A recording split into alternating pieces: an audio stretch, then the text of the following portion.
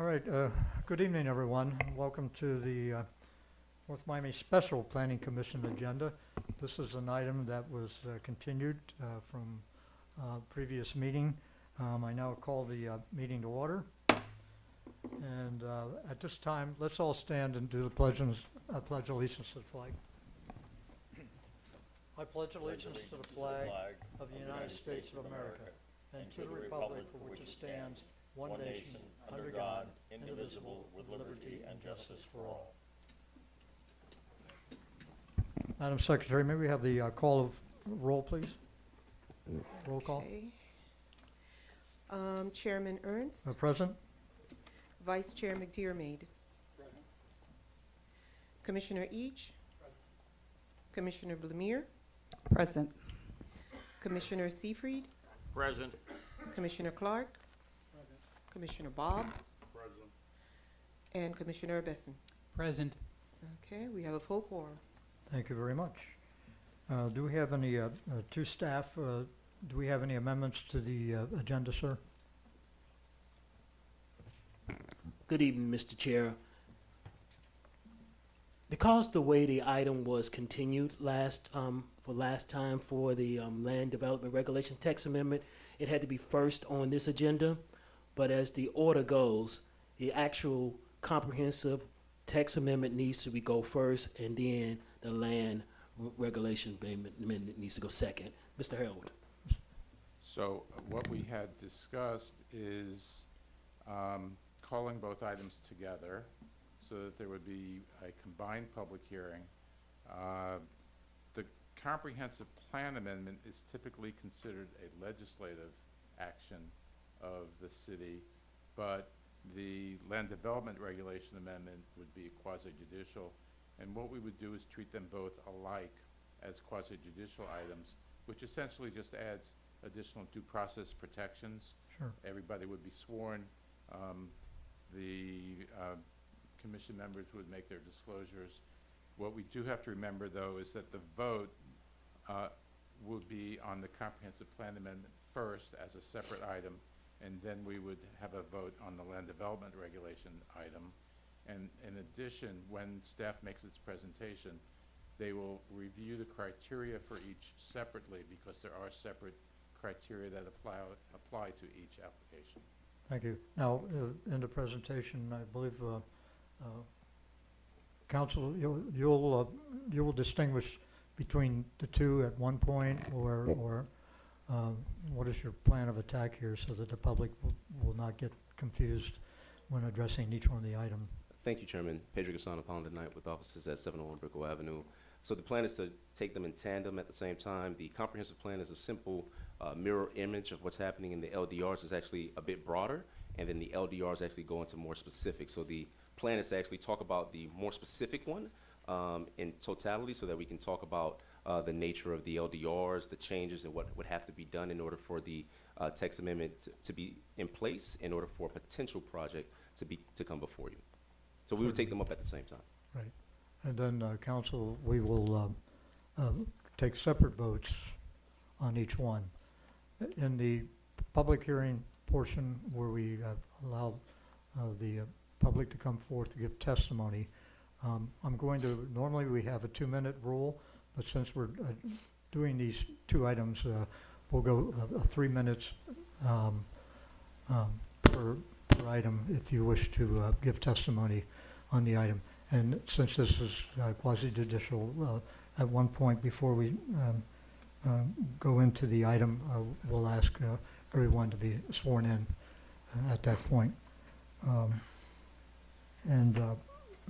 If you do make your presentation, I would suggest that you address, in particular, the item that you want to talk to first, and then and reference it so that we can keep track of what your comments are regarding one particular item or the other. Is that pretty clear to everyone? You're fine with that? That's very clear. All right, thank you. Okay, any other amendments, Mr. Cook? Thank you, Mr. Chair. No other amendments. Thank you very much. Approval of minutes, Madam Secretary, I see a not available here, or on the agenda. Do we in fact have any, Well, the Oops. minutes will be at the next meeting all right, for both. for both? Thank you Because very we much. had one item that was that was a continuation, so I'll Alright. have the minutes at the next meeting in Thank you. May. Okay. Communications, I see we have another special meeting planned. Staff listed that as a special meeting on May 7th rather than a regular planning commission meeting. It's a regular meeting. So that must be an error. All right. Okay, so noted.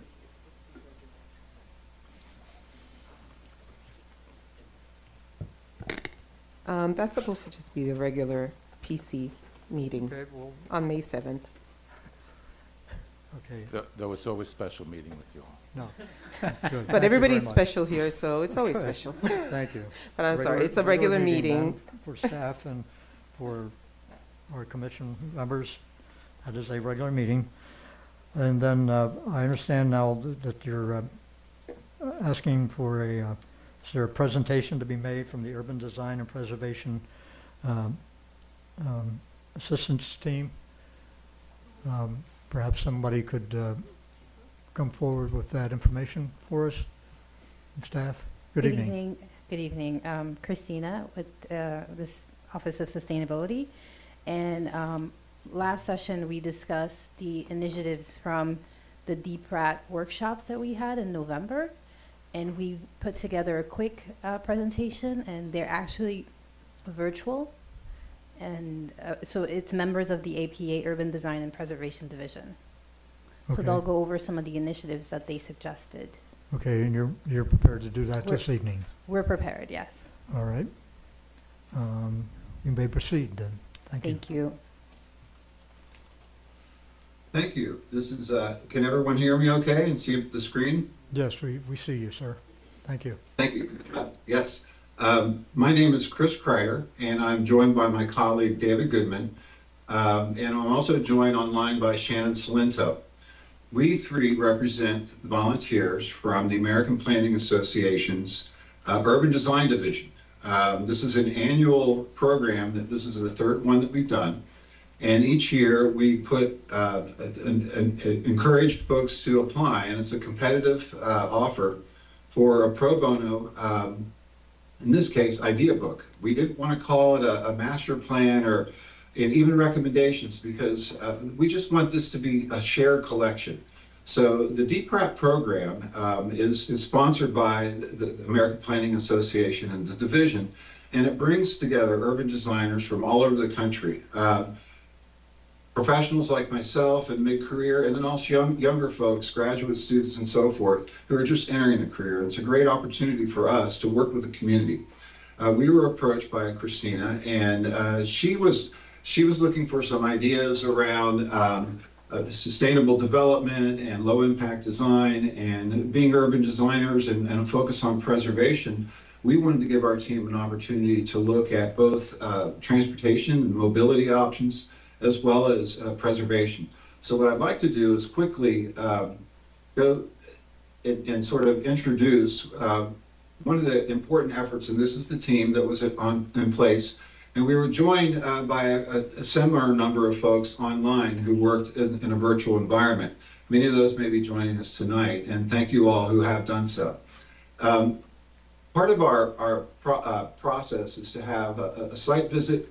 And to do that tour, we conducted over 2 days. We also had a number of interviews and really got some terrific feedback. From that, we were able to generate 3 areas that we wanted to focus on. And tonight we're going to talk about each of those. We encourage you in your time to really look through this because, as I said, this is an opportunity to learn how there might be further information. One of the important things we did is we engaged with students, the future of our communities. And they told us a lot about what are the things that are important to them, what's missing in North Miami, and also where are some of the things in their world around the high school in particular that they could see some improvements that would make them feel safer, give them something to do and engage in. As you can see in the picture here, they really got into this exercise. We also had another engagement at the community center with the volleyball team, and they gave us an additional perspective, and this was really helpful. So at this point, I'm going to turn it over to Shannon Salento, who's going to talk briefly about the goals in Group 1. Shannon? Thanks, Chris. Good to be here tonight. Thank you for allowing us into your community and to give some input on some things that we saw. So my group primarily focused on some parks and public spaces. So when we were looking at some parks and public spaces in North Miami, both existing and not yet activated, we're really thinking about creating places that are not only active and beautiful, but also resilient to floods, heat, and all of those environmental factors that you guys face in Florida. So we kind of came into it with 3 goals, and the main one of which being transforming underutilized parks and open spaces in North Miami to those vibrant, resilient spaces that integrate recreation, stormwater management, and also use and community stewardship and engagement. And then as we figured out those design plans for activation, we also want to go to the next layer down and develop and discuss strategies for stewardship, stormwater management, funding, and maintenance, because without those things, you're not going to have a sustainable, long-lasting, successful place. And then additionally suggesting looking into some public education campaigns on stormwater management, climate resilience, native plantings, things of which are again important for the long-term sustainability, and also communicating to the citizens of North Miami and those active in parks that this is why this park is here, and these are the benefits to having a park. So we really were looking at those goals, and we came in and we found 4 places that we wanted to focus on and explore these goals within. And those places were Oleander Park on the west side, Good Neighbor Stormwater Park, which is an existing park, and then there were 6 or 8 passive park spaces in the historic Griffin Parks neighborhood, and then there were spaces on either side of the pedestrian bridge on Northeast 131st Street that we also found and thought would make really wonderful parks. So Oleander Park, currently vacant and closed for when we were there. And we just thought it was such a fantastic location, walkable, had a really great space asset to reactivate. So we looked at, some improvements you could make here, as well as how to connect it to the other parks in that area to create a park network, and think about not just creating these parks, but how are they active in relation to one another, and creating a park network throughout North Miami. So if you keep going down, so we have some strategies here, and I invite questions or input after when you review the idea book. But again, some thoughts around flood mitigation, activation, plantings, and those kind of things. So then we move on to the passive open spaces in this neighborhood that we were in, and they're really not treated like parks now. They're treated just kind of open spaces. We thought these are really gems in these neighborhoods to be really key community gathering spaces. So as you can see, we have some recommendations in here on some different structures that you could implement, some different plantings, designs, and again, that theme of connectivity throughout this whole plan was really important to us, and those networks and how people move from place to place and go through and around these parks. If you keep going forward, so we have some really great plans here that again really create these as neighborhood hubs. And then as we move forward, we have Stormwater Park. We looked at Stormwater Park. Again, different set of circumstances because this one is already a great park, and a lot of educational programming has been implemented here. So we didn't want to ignore it. We wanted to include it and look at it in the framework that we were studying these other spaces, and give some recommendations for improvements or, for a new era for Stormwater Park and some public education there. More plantings, more public art, educational pieces, updated signage. And as you continue on, Yep, so that was Stormwater Park. And then we also, when we were here and we went to this pedestrian bridge, we realized there were these 2 vacant spaces that bookended that pedestrian bridge. And there were so many people traversing it on their bikes, on foot, to go fishing, to go to work. So it was a really active pathway that we figured deserved some attention as far as activation. So we have some proposed designs here that involve bioswales and rain gardens and different types of bioretention to really help with, again, with that stormwater management and flooding resiliency, but also creating an attractive place that people feel comfortable passing through, and a really lovely oasis for people along the canal, which is a great asset. And so as we continue on, I invite you to look deeper at those designs and see what we've proposed and what we've come up with. But I do want to just kind of mention that in looking at these 4 places, of course, we have the site-specific recommendations in the plan, but we also have some overarching recommendations that might benefit all of these public spaces. The first of which would be implementing parkland fees for developers, which could really help boost municipal budget to be able to invest in these spaces differently. Additionally, not all of these spaces are necessarily treated as under the Parks Department or treated as public parks, but rather just open spaces. So thinking about who is responsible for maintaining each of these spaces, and so that budgets are thoughtfully allocated to developing them. Something that we talked about a lot in this process was cues for care, and when people see people maintaining and taking care and investing in a place, that's a really wonderful thing for the community, and there's a lot of benefits to that. Additionally, we recommend investing in a full-time arborist for the city. These parks and public spaces are vast, and there are so many trees and plants that could really benefit from full-time care and maintenance when it comes to providing shade trees and, again, that flood resiliency piece of it. And then also creating a schedule of events in city parks that invite the community to engage with the space, with city, with county, with additional staff, to activate those places. And something that I look at in my professional career, I am a planner, but I also work for a nonprofit organization that focuses on community health.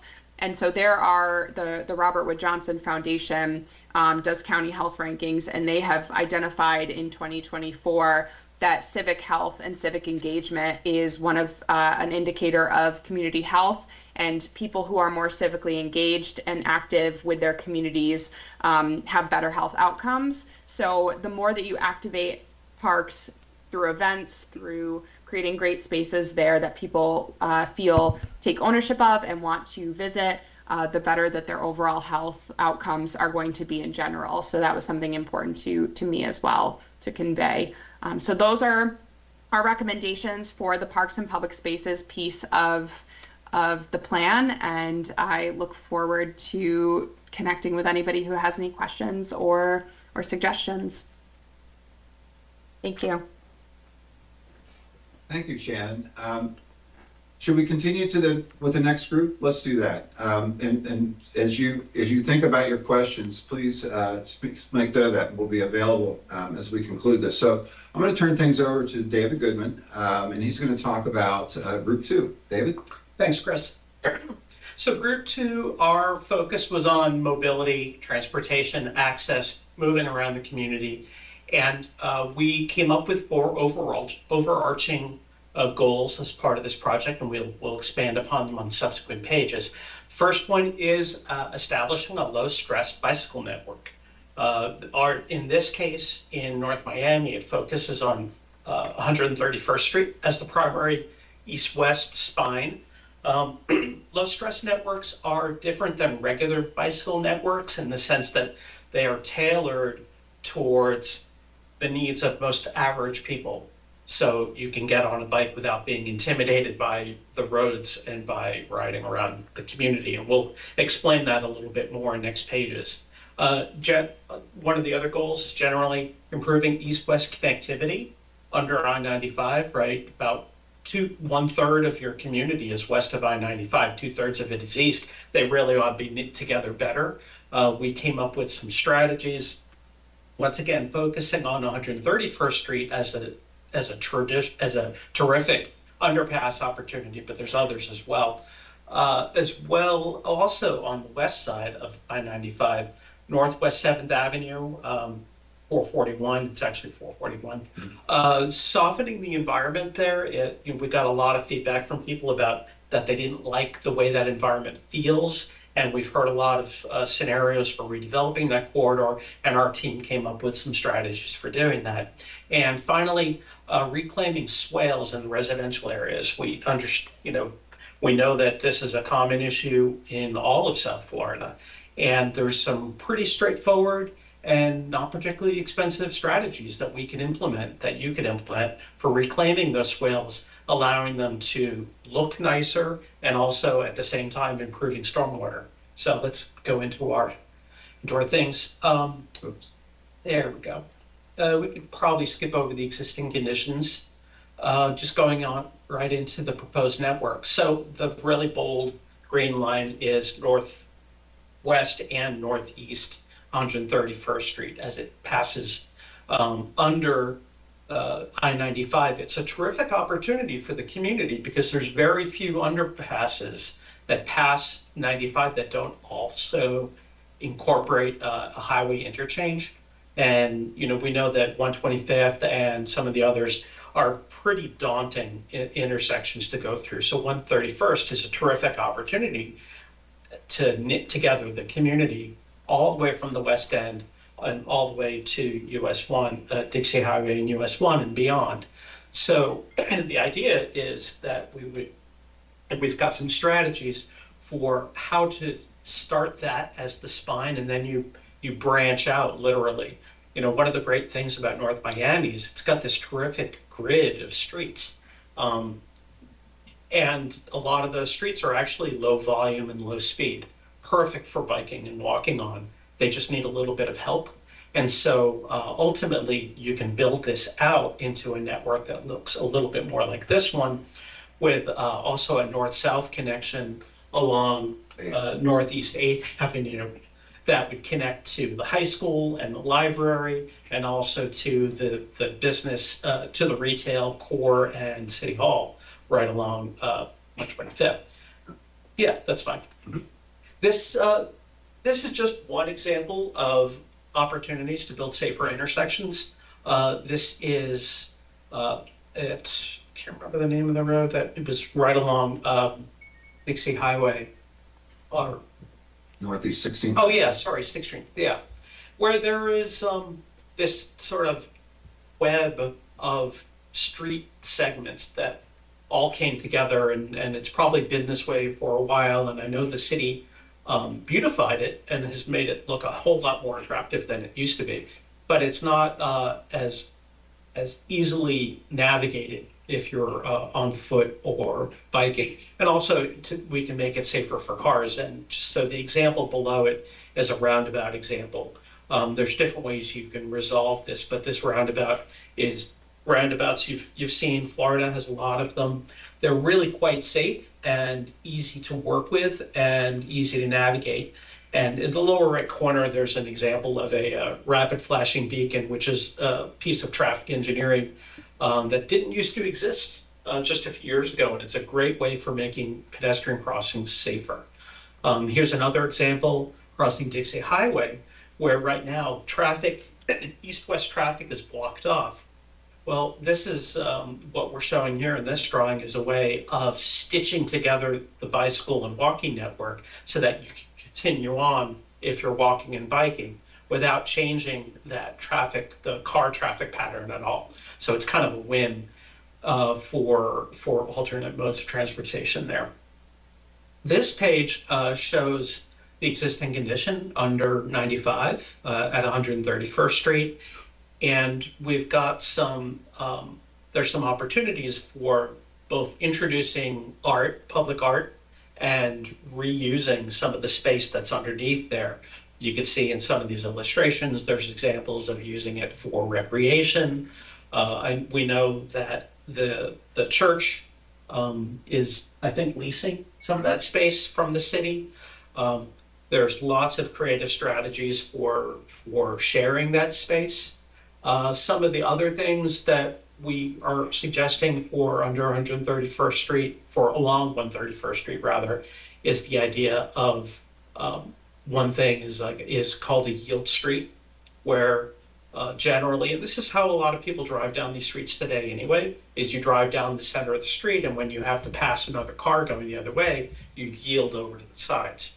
Well, one of the things you can do on 131st Street is create a bicycle way in the roadway. You can mark the edges of it, you can paint it green if you got really excited, but it's a way of designating a bicycle path that also can be used for cars. I think we have another graphic, maybe on a subsequent page, or it was a previous page, that showed the incremental changes that you could do there. Yeah, I don't. Yeah, well, it may not be in this. There it is. One thing I wanted to point out, because a lot of times communities can be a little intimidated at the thought of turning their auto-oriented community suddenly into a bicycle-oriented community. It doesn't have to be all at once. It could be incremental, and you could even incorporate different things at different times according to your budget and according to the community's taste and temperament. And this is just one example. I encourage you to go look at it.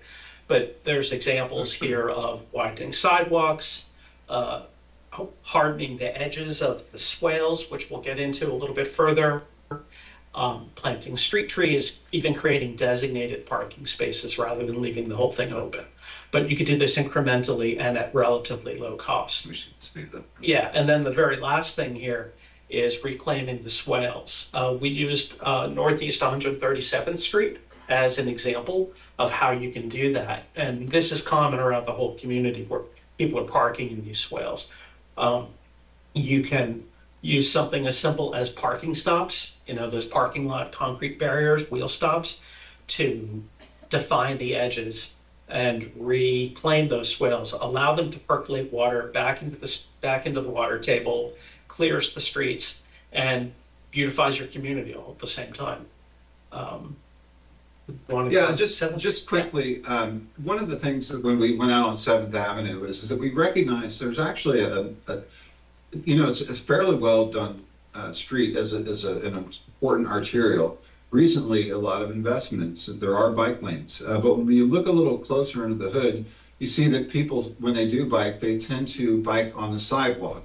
It's very difficult to cross. There's only a few crossings over the course of a mile and a half.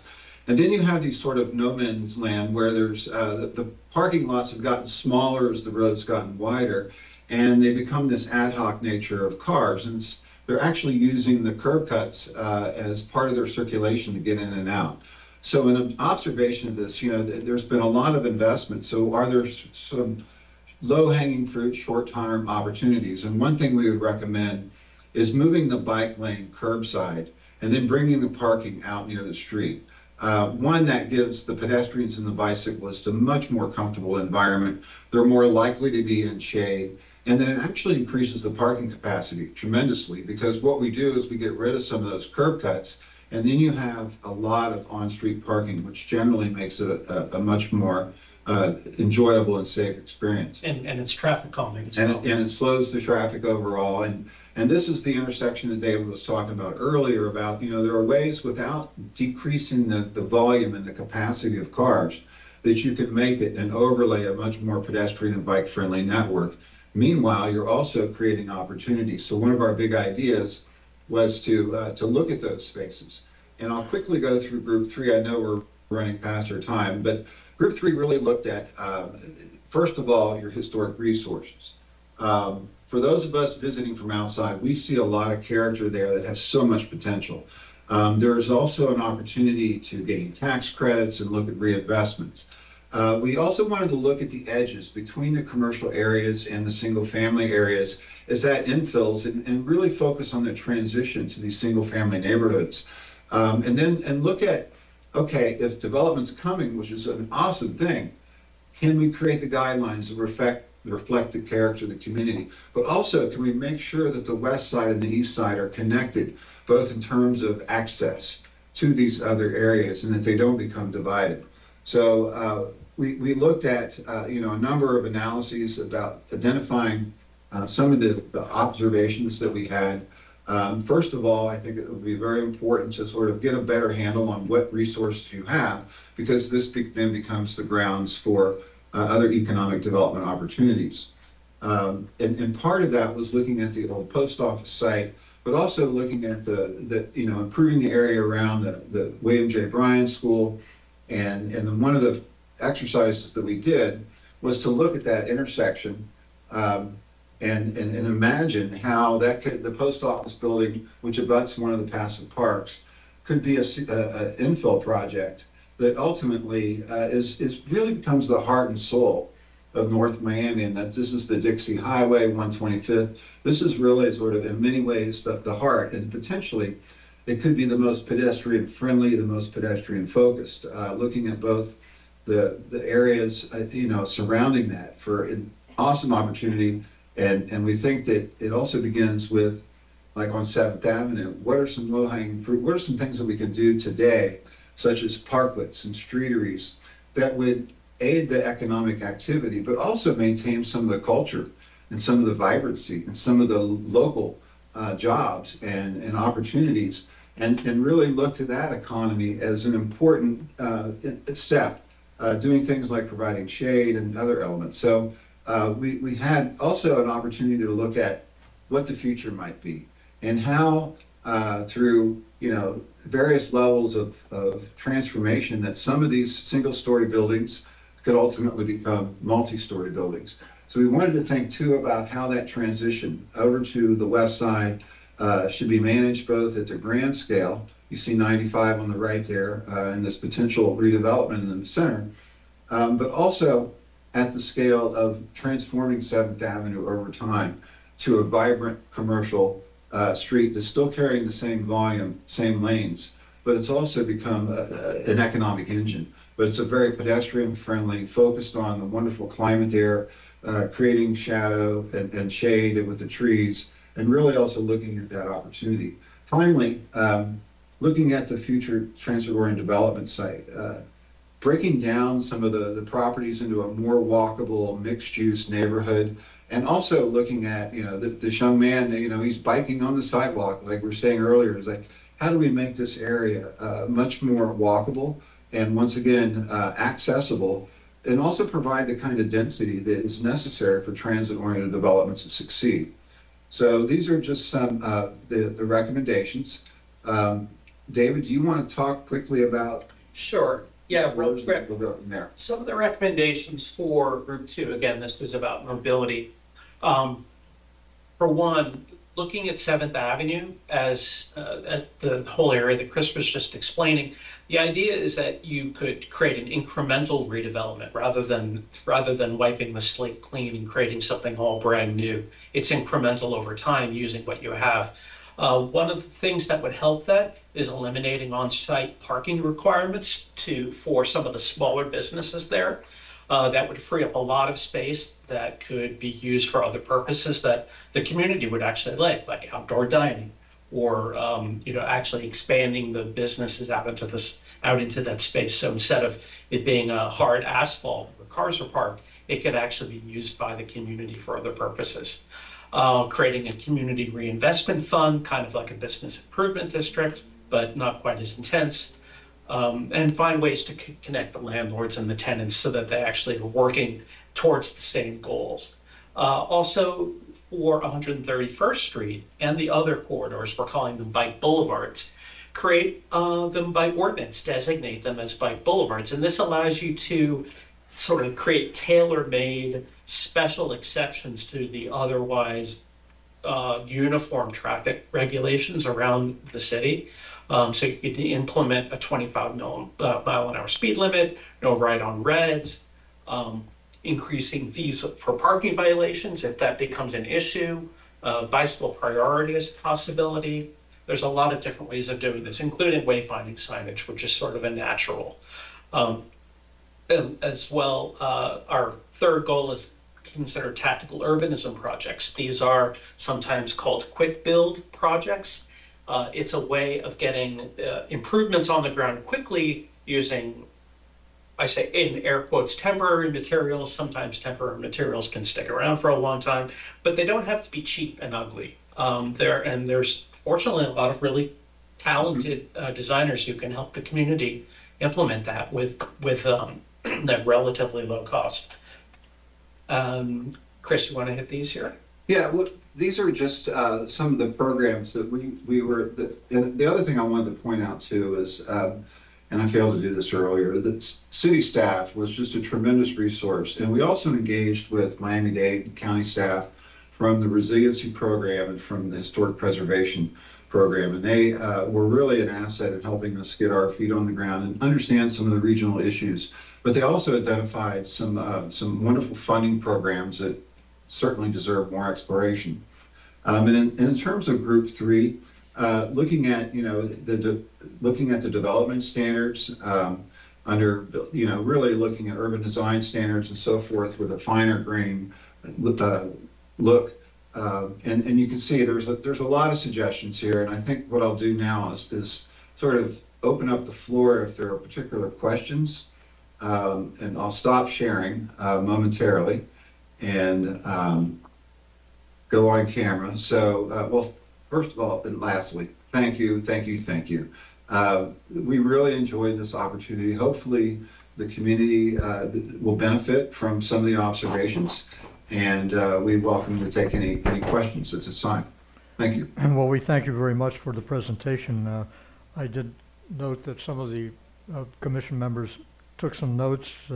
Perhaps they might have some questions for you. And then one thing I wanted, before we close this up, is to ask in favor of staff. But in the meantime, Mr. Seyfried, Yes. I know this is one of your concerns that you brought up at the last meeting. So Thank you, Mr. Chair. I attended the two-night workshop back in November, and I'd like to know at what point do we get a hard copy of your idea book? You know, in talking with staff members and our elected officials, pictures are worth 1,000 words, and we really need idea books in hand where we can meet with those that would ultimately make the budget decisions and say, this is what we'd like to see at this location. Can you enlighten us on that? Yes, sir. And first of all, thank you for attending. And it was great to have you there. Yes, we have shared the link with Christina, and I believe she has that. So work with staff if you would like to get hard copies of those. And we also have it on our website for the DPRAT program at the American Planning Association Urban Design Division, DPRAT. Just Google DPRAT and it'll come up. But yes, we'll work with Christina to make sure she has a copy that can be easily reproduced. Thank you. yeah, directing that to staff. Christina, if you could, and give us some idea how long that would take for you to get that out to us. Immediately. I'm happy to share it and print it. Great. The next meeting would be good. Okay, We'll have it on Terrific. hand, yes. great. Thank you, Christina. Christina, are we going to do a workshop with you on other ideas in other areas of the city, wetlands like we're talking about over there in the Arch Creek area? We'll have to come up with something. I don't have any workshops planned in the near future. But yes, that would be a wonderful idea. I did think of you. I thought about Emerald Lake. I do have a wonderful vision for it, but I do not have one at this time. And can I just take the time to thank Chris and Shannon and David, all the members of APA, and thank you so much for your time listening to their presentation as well. Thank you, Christina. Ms. Blamur, Yes, thank you have so the very floor. much for the presentation. I loved the focus around the parks, specifically creating a park network. I think that was awesome. Now, you mentioned some of the parks that, like Bolita, but I didn't hear any mention of what I would consider major parks in the city of North Miami, which is kind of laid to waste, if you will. Arch Creek East Environmental Preserve, and I didn't hear you mention the Enchanted Forest. Those are two parks that I think that we're just underutilizing and that we can do so much with. I don't know if those two parks are actually a part of the plan that is being presented in the idea book. Yeah, so I can just speak to that really quickly. So we did visit them, and we thought that they were really fantastic assets and really established ones, more established than the ones that we chose to look at. So that's why we kind of picked prioritizing some of the ones that were less far along in their development, so that we could provide you with some feedback on those. But we saw them, we considered talking about them, but that was why they were not prioritized over the other ones. We thought they were great parks. And Shannon, I think the other thing is we see this as a toolkit. So some of the ideas are easily translatable to other parks, and Absolutely. how you activate them, so I think that planning process, we want to sort of feed these opportunities to you, and then you can use them accordingly as you look at those individually. Excellent. Thank you so very much. My next question is not necessarily a question, but a comment. Under the bridge, I think that you guys did a phenomenal job identifying the opportunities there. And I wanted to just hear a little bit, I mean, this has been a long presentation, so about a minute of what you saw that can take place. I know you mentioned the paintings, but what else can be done under there? And one of the things that we noticed right off is there's some really wonderful things that can be done with lighting, right? So you've got two benefits to that, right? One is just sheer illumination, right? Having lighting under there makes it a less scary, intimidating kind of an environment. But the other thing is lighting could be a decorative element as well, particularly uplighting.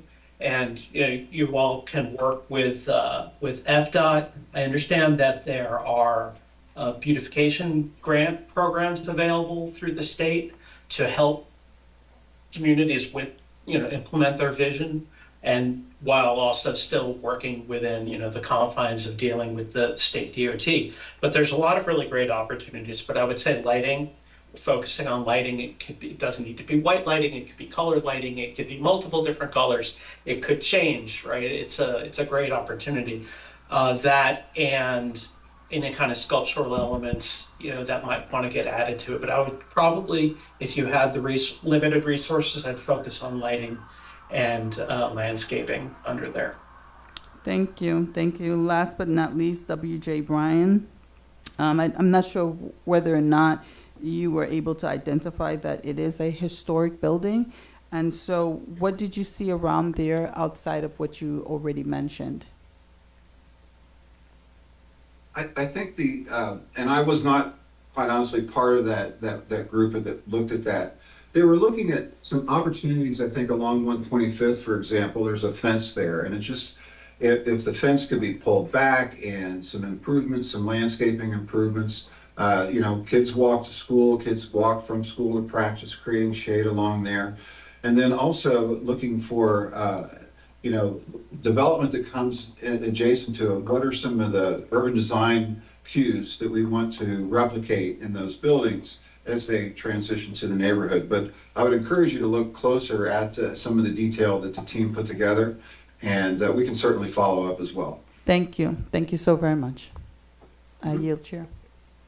Thank you very much. Anyone else like to have any comments before we move on? Mr. Besson, sir? Yeah, I have a question regarding moving a bicycle lane from the street to approximating the sidewalk. In other words, can you just define, because from the pictures I couldn't tell too much about that. It sounds like a good idea, because I ride a bike around, not crazy about riding in the street, even if it's a marked lane. Were you talking about the graphic that showed 131st Street? 37. Was it Seventh Avenue? Was at the 7th Avenue where we flipped the Yeah, I think it was bike 7th lane. Avenue. Yeah, Seventh Avenue. Yeah, yeah. So that, it's pretty straightforward, actually. Protected bike lane. Yeah, it's called a parking protected bike lane. You take the 7 feet of what would be parking lane and swap it with the 5 feet of bike lane. Right, so now the bike lane is curbside, and then there's another couple feet of door zone buffer, so people don't get hit by parking, people opening their car doors. And then the parked cars actually provide the buffer between you and the moving traffic. And it does a number of things. It visually narrows the streetscape. Everybody knows, so almost intuitively, when we're driving down a street that has parked cars on it, we tend to drive a little more carefully because there's the possibility that somebody might pull out or they might open a door. So it's a natural traffic calming element. And also there's really nothing like, a couple tons of steel between you and the bike lane, on the bike lane and the moving traffic to protect you. So again, a lot of these elements can serve multiple functions. Reducing stress and. Yeah, exactly. It creates a less stressful environment, which means more people will feel more comfortable riding. Great, sounds like a good idea. Thank you, Doctor. And all it takes is paint. All it takes is paint, right? That's true. Paint and bonds. Charlie, Okay, I just have one question. Yeah, yes, Mr. H. I didn't hear it mentioned, did we look at any of the alleyways and utilizing them, or did I miss that? Utilizing the alleyways for bike parks, bike lanes, so forth and so on. We have a ton of, behind every home in North Miami is an alleyway, and a lot of them are just, they're not being utilized. They used to be used for our sanitation to pick up the trash, but they're not being utilized today, and there's a heck of a lot of land out there that could, with a little bit of imagination, be utilized for bike paths. And I know that there's really, you could do a hell of a lot with it, and landscaping, different types of texture for the roadway, pavers, what have you, make those into a thing of beauty, instead of just letting them deteriorate, because when they go, the back of the homes go, the whole neighborhood goes to hell. And we do have that asset here, and we should look at that and see what we can do, and see if there's any grants out there.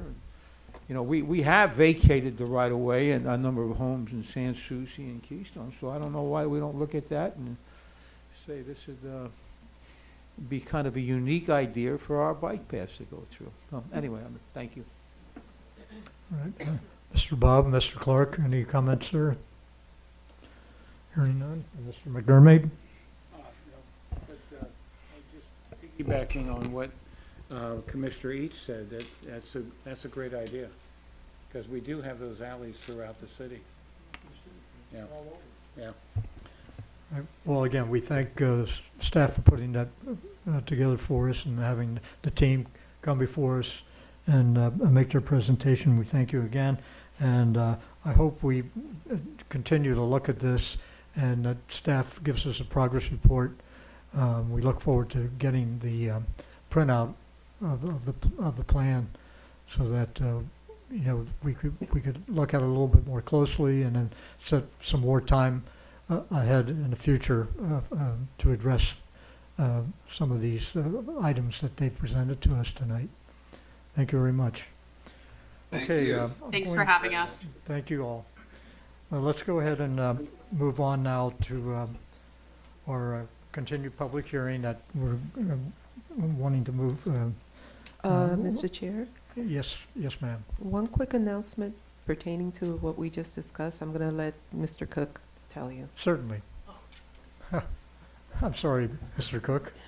No trouble. Thank you, Mr. Chair. Derek Cook, Assistant Director with the Development Services Department. To what Mr. Each was saying, we actually are in the process of looking at our alleyways and creating a pedestrian bicycle connectivity within the city. So that is in our dream. The director of DSD is one of the people spearheading that. So that is in our crosshairs to address. Excellent. I also wanted just to bring up to let people know that Christina is moving on to a new opportunity. So with that, we will get that. That's one reason why we had the presentation this evening, because initially we had discussed at the last meeting having it on May the 7th, but she wouldn't be here for that. So we moved it up forward so she could be here and do the presentation and be a part of it. Her last day is on the 25th of this month. So we'll be looking to get a new sustainability administrator who can come in and help continue these efforts and take up the mantle of this proposal that was presented by APA. Christina, good luck to you. Wish you all the Yes. best. Thank Good you. luck. And thank you so much for the time and effort you've put in toward the city, and we wish you the very best as you move on. Thank you so much. Thank you. It was my pleasure. Okay, Mr. Cook, anything else, sir? We're ready to Ready to rock and proceed roll. on the next item. Okay, now, as discussed before, we have two items on tonight's agenda that will include a public hearing. And what we're going to do is, since this is quasi-judicial, I want to turn meeting over to Mr. Held to present what we need to know about is involved with the quasi-judicial proceedings. Sorry, folks. Okay, go ahead, sir. Okay, thank you, Mr. Chair. This applies to the next two items, which will be treated as quasi-judicial under this summary of quasi-judicial procedures. So these rules apply to applications on specific parcels of land like zoning map amendments, special exceptions, variance, and conditional use requests. The commission will sit like a court, hence the term quasi-judicial, reviewing the facts presented at the hearing, applying the adopted rules as explained by staff in the staff report and verbally.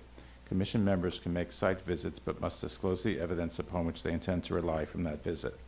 Commission members will disclose at the beginning of the hearing whether they have had communications with individuals on behalf of the applicant or otherwise, including who the communication was with and what the topic of the discussion was. To simplify matters, I understand there's been extensive email distribution from many members, both on behalf of the applicant and otherwise. So as part of the disclosure, if you just say that you've received many emails on the subject, I think that would be sufficient. So we're really looking for disclosure of personal verbal communication. All persons intending to speak to the commission will be sworn by the clerk. Staff will make a presentation and the commission may ask questions. The applicant will make a presentation including expert witnesses, if any, and the commission may ask questions. When the public hearing is open, the public can make comments on the application, limited to 3 minutes each. Citizen testimony must be fact-based, not opinion. Commission may ask questions, and the applicant's attorney, if any, may ask questions in the nature of cross-examination. Members of the public can decline to be cross-examined. Staff may present additional testimony to supplement or rebut arguments made. Commission deliberates based on the evidence presented. Commission's decision must be based on competent substantial evidence, meaning based on the record, staff presentations, expert presentations, and fact-based comments by citizens according to the standards for approval set forth in the city code. And let me just clarify that for the comprehensive plan amendment, Florida case law treats such decisions as legislative, meaning in the sense that you basically can decide as a matter of policy whether to proceed or not, without regard to whether you have competent substantial evidence before you on the subject. And I can expand on that as can the Deputy City Attorney if needed. The Commission may approve, deny, or continue the item. While staff previously read into the record emailed or mailed comments, since the letters are not competent substantial evidence, for example, not sworn testimony subject to cross-examination, the Commission's decision cannot be based on what is contained in the letters, but they can be used to identify issues and help identify sources of information that do contain competent substantial evidence upon which a decision can be made. Lastly, we ask each of you to treat this proceeding with respect and proper decorum, no calling out, interrupting speakers, applauding, or disrupting the proceeding. Please give this proceeding the same dignity and respect as if you were in court. Disruptions are prohibited and enforceable pursuant to the city code. Please also silence your cell phones. Thank you. Thank you very much, Mr. Held. Mr. Held, at this time, I'm going to go ahead and read both items in, if Yes, I sir. may. And then after I do the reading, I will then ask for commission disclosure, and then we'll proceed with staff report after that. Well, after disclosures, we should swear all the witnesses. After disclosures. All right. Okay, so I will go ahead and read in the items. This will be in reverse order as we discussed earlier. So the first item I'm reading in will be PC 17-84. This is an ordinance of the mayor and the city council of the city of North Miami, Florida, adopting amendments to Volume 1, Goals, Objectives, and Policies of the City of North Miami 2016 Comprehensive Plan in accordance with the requirements of Section 163.3184, parentheses 3, Florida Statutes 2023 requirements of Section and Chapter 29, Article 3, Division 2, Section 3-1102, parentheses A, and Sections 3-1105 through 3-1110 of the City of North Miami Code of Ordinances, specifically by amending the future land use element of at Policy 1.21 and Policy 1.21.3 to establish a height bonus for the Bay Shore Zone, providing for an adoption, hearing, and subsequent transmittal of the proposed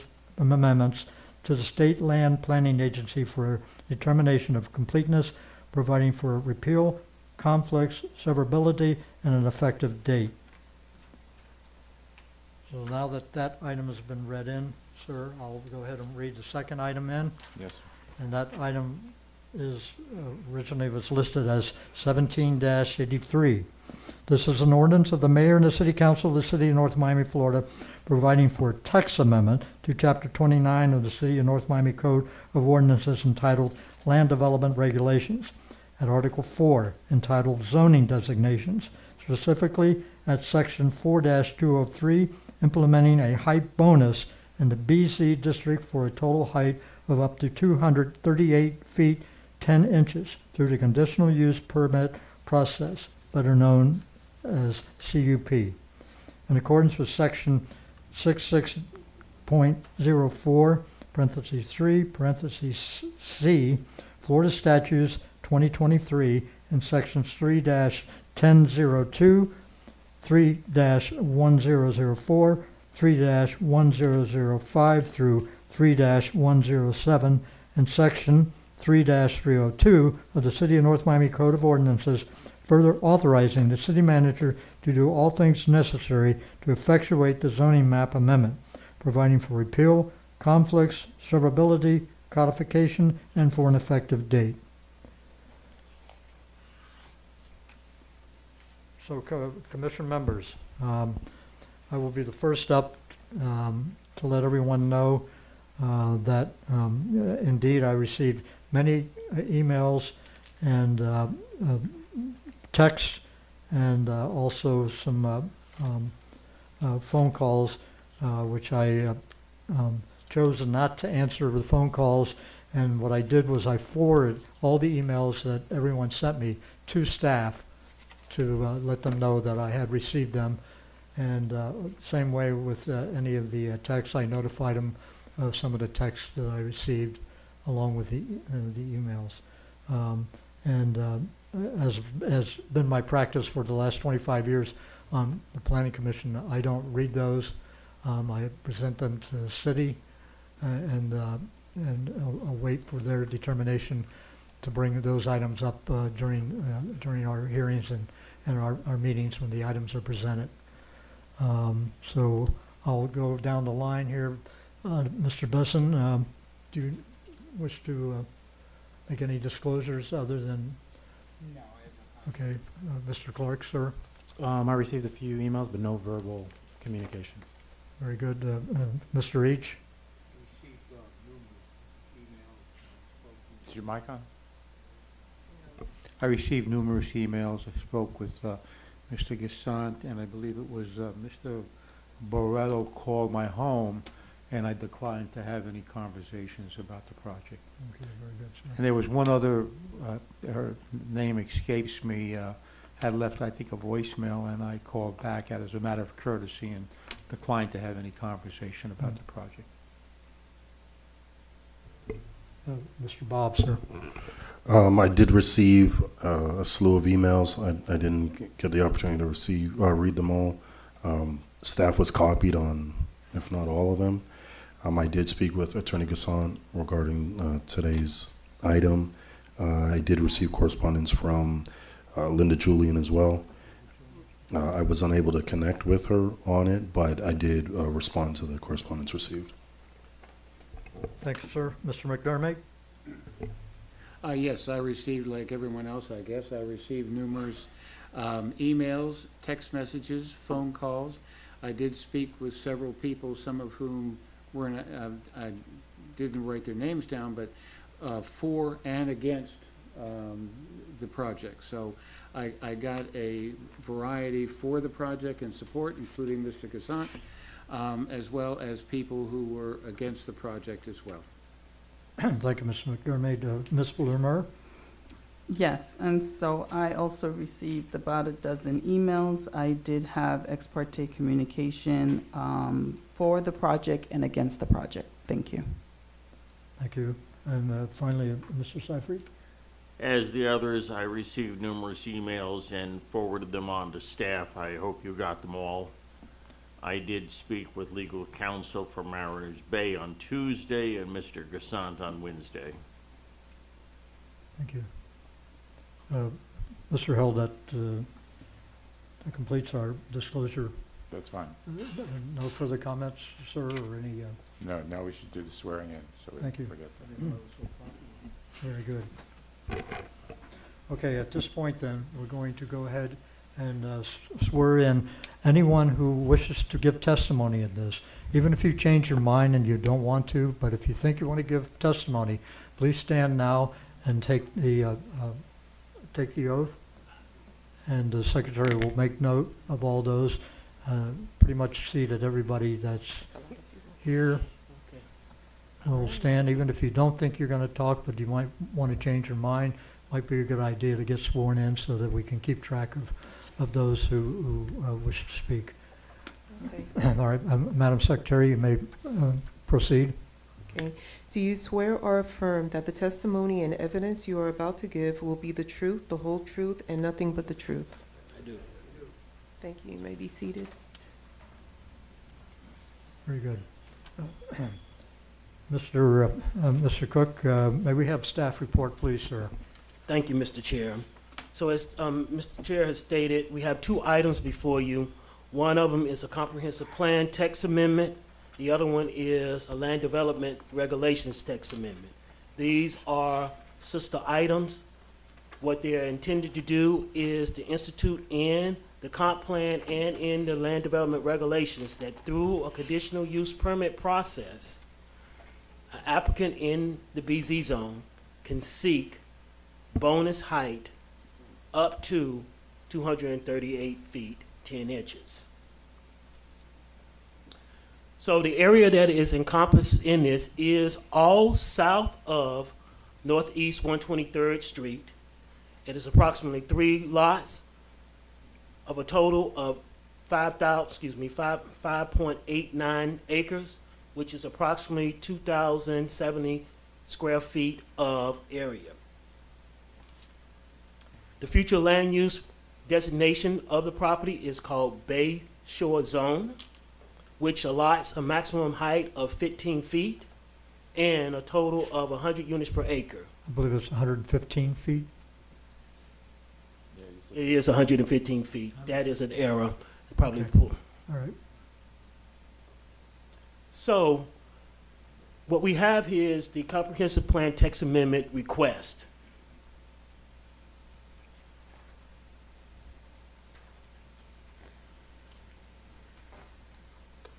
So the request that they're seeking to implement in the comprehensive plan is to permit height in the BZ zone shall be 115 feet. However, for properties in the Bay Shore zone, and we're going to correct this, not generally located, but specifically located south of Northeast 123rd Street and east of Bay Shore Drive, and applicant may seek a height bonus up to 238 feet 10 inches, including parking levels, with a conditional permit use for following policies and objectives. 1.6, Objective 1.12, Objective 1.13, Objective 1.16, providing public access to Biscayne Bay or a contribution to a local park to enhance access to view the bay, and the option to proffer, we're going to put that language in, community benefit package acceptable to City Council. This is the essence of their request. So I think it's important to understand what a conditional use, as the commissioners know what the conditional use permit involves. It is not something that you can do by right. You have to come before this board for review, for recommendation, and then ultimately they have to go before City Council to receive approval for any request that exceeds the maximum height by right of 115 feet through the bonus process, which is through the conditional use permit, is what the applicant is requesting per this amendment.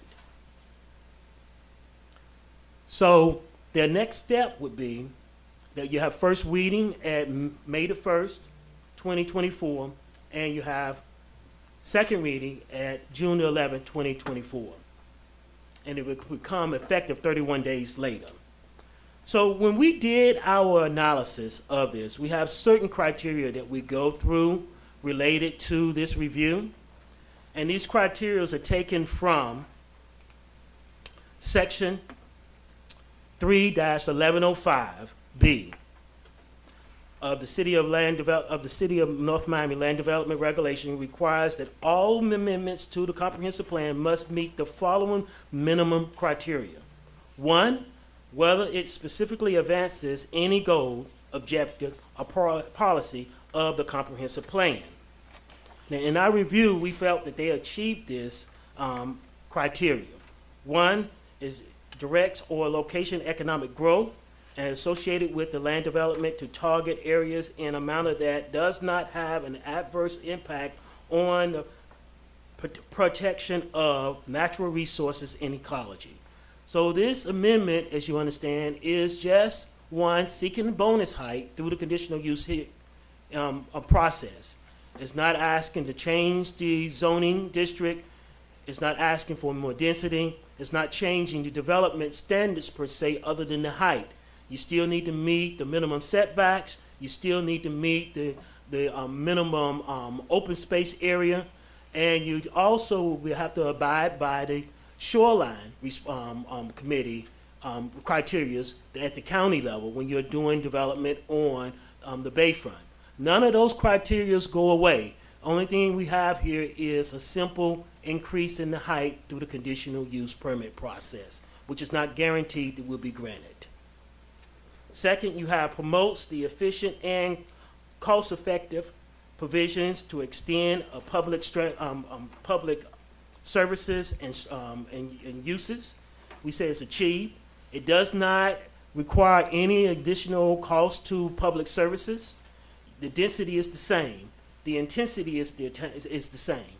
When I'm talking about there, density is 100 units per acre. That does not change. It's not introducing any new uses in the area, so it doesn't change the intensity of the area. It's residential and it will stay that way. It's just going to have the height increase potentially if it is granted. And that still is going to be locked into the standards that the BZ zone requires. So in that, we say it does not have an impact on the level of services and the infrastructure in the city. If I could ask a quick question on this. If there were wishes by the developer or property owner to make additions to this property in the future, would this require a whole different rewrite, or would this be locking our decision tonight, or future decisions and granting them this height increase? Would that not permit them or permit them to expand that development to add additional structures to that piece of property? Because you mentioned density qualifications and setback qualifications. So can you give us a little clarity on whether or not they would still have a window of opportunity to add to that project in a foreseeable future, or 5 minutes from the time that we walk out this chamber? So, if I'm understanding you, Chairman Ernst, what we have here is that you'll have this amendment. If it was qualified, it would be as it is. That's what it is. Now, could they come in and say add commercial use to the site? No, they couldn't. They would need to go through a text amendment to do so, because the development, the BZ zone doesn't allow for commercial at all. If you're talking about additional structures on the site, you have an opportunity to put additional structures on the site right now, but they would still have to meet the criteria of the setback and the lot coverage maximum area couldn't exceed that 80% and things to that effect. Such as, let's say if they wanted to have like a pool house or something like that, they could do that, but it still have to fall within the parameters of our setbacks and things to that effect. It wouldn't. And density standards, should they want to add additional residential units to that property also?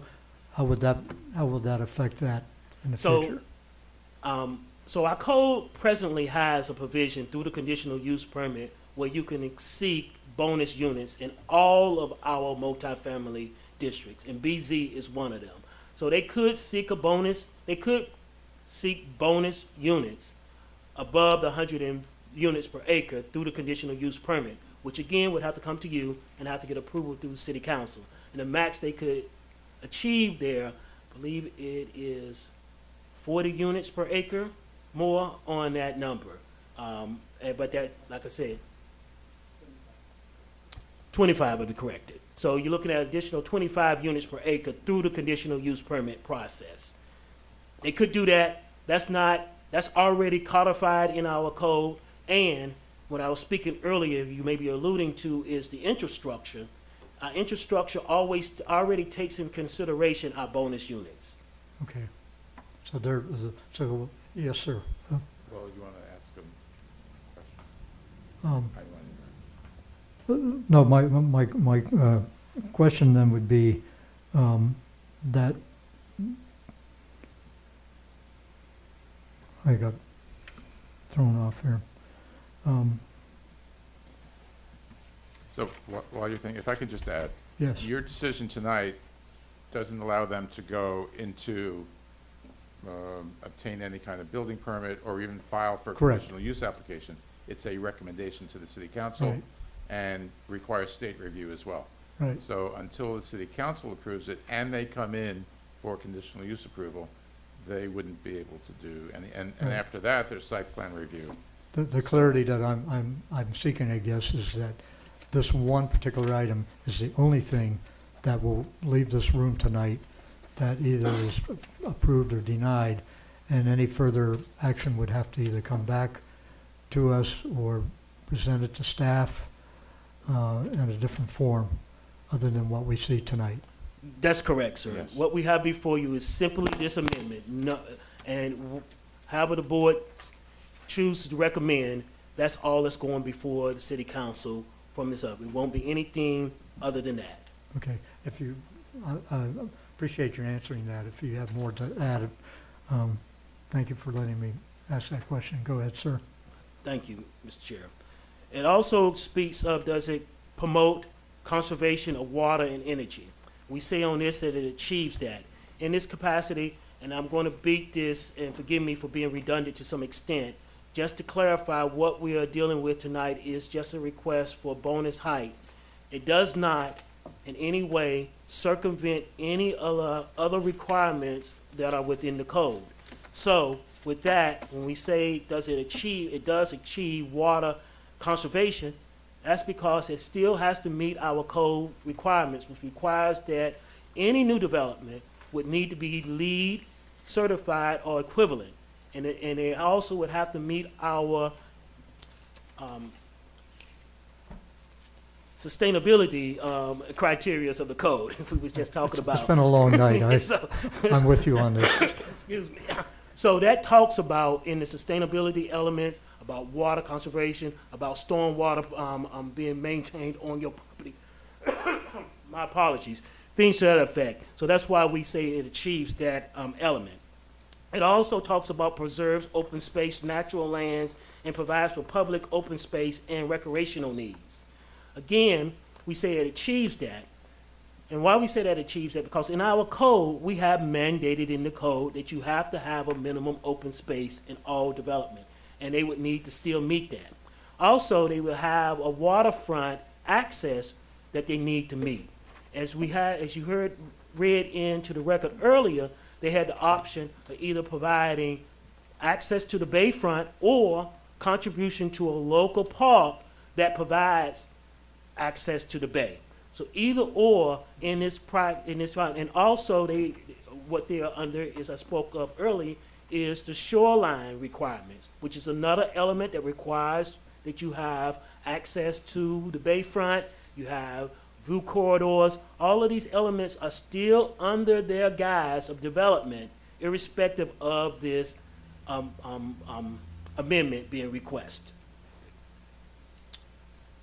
And it also asked, does it create a balance of land use based upon demand of residential and non-residential areas? We say it achieves that because it keeps the same that is already existing.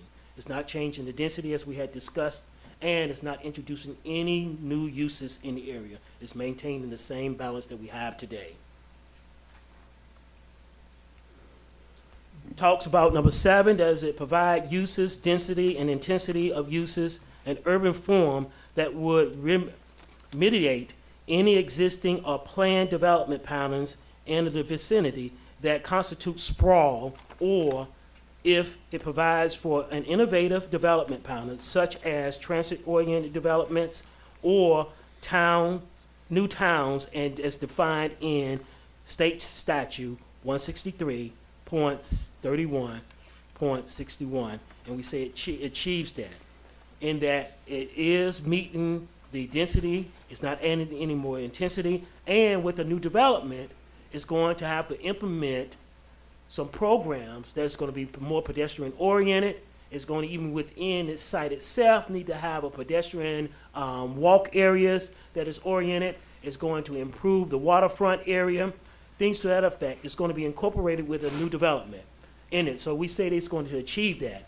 And just to reiterate again, that the request that they're asking is just to ask for, through the bonus, through a conditional use, for additional height, which doesn't impact any other standards in the code other than that through the bonus. And then there were several other items that we went through as part of our analysis under the comprehensive plan on whether or not this request is adversely impacting the city or not. And from our opinion, we felt that there was an effective level of service. It's not affecting public service infrastructure, as we spoke of earlier.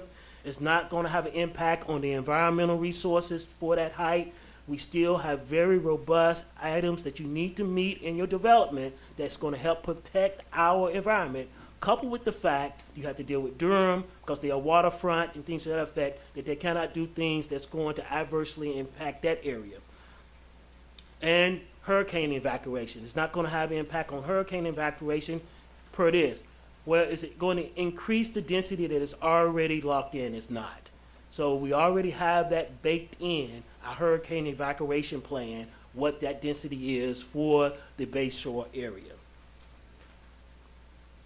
And the last thing, does it contribute towards affordable housing? Now, this is, this is not going to be an affordable housing project per the applicant. But what their advocacy is on this matter is that what this would bring to the city in Avalon taxes would be a means that we could utilize towards providing benefits towards affordable housing. They project that we would have over about the next 10 years or so, I believe, $100 million that would be contributed to the city Ivory Laurel taxes from this development alone. Ivory Laurel taxes that they advocate could be utilized towards bringing in affordable housing, which we know that we desperately need in South Florida as a whole. And so that's our thought on it as it relates to the comprehensive plan. We leave it in the board's hand on whether or not you think this policy, this legislative item should be recommended for approval to the city council or not. This is when we leave that in your hand. So our second element of this is dealing with the dealing with the BZ district, which is the Land Development Regulations Text Amendment.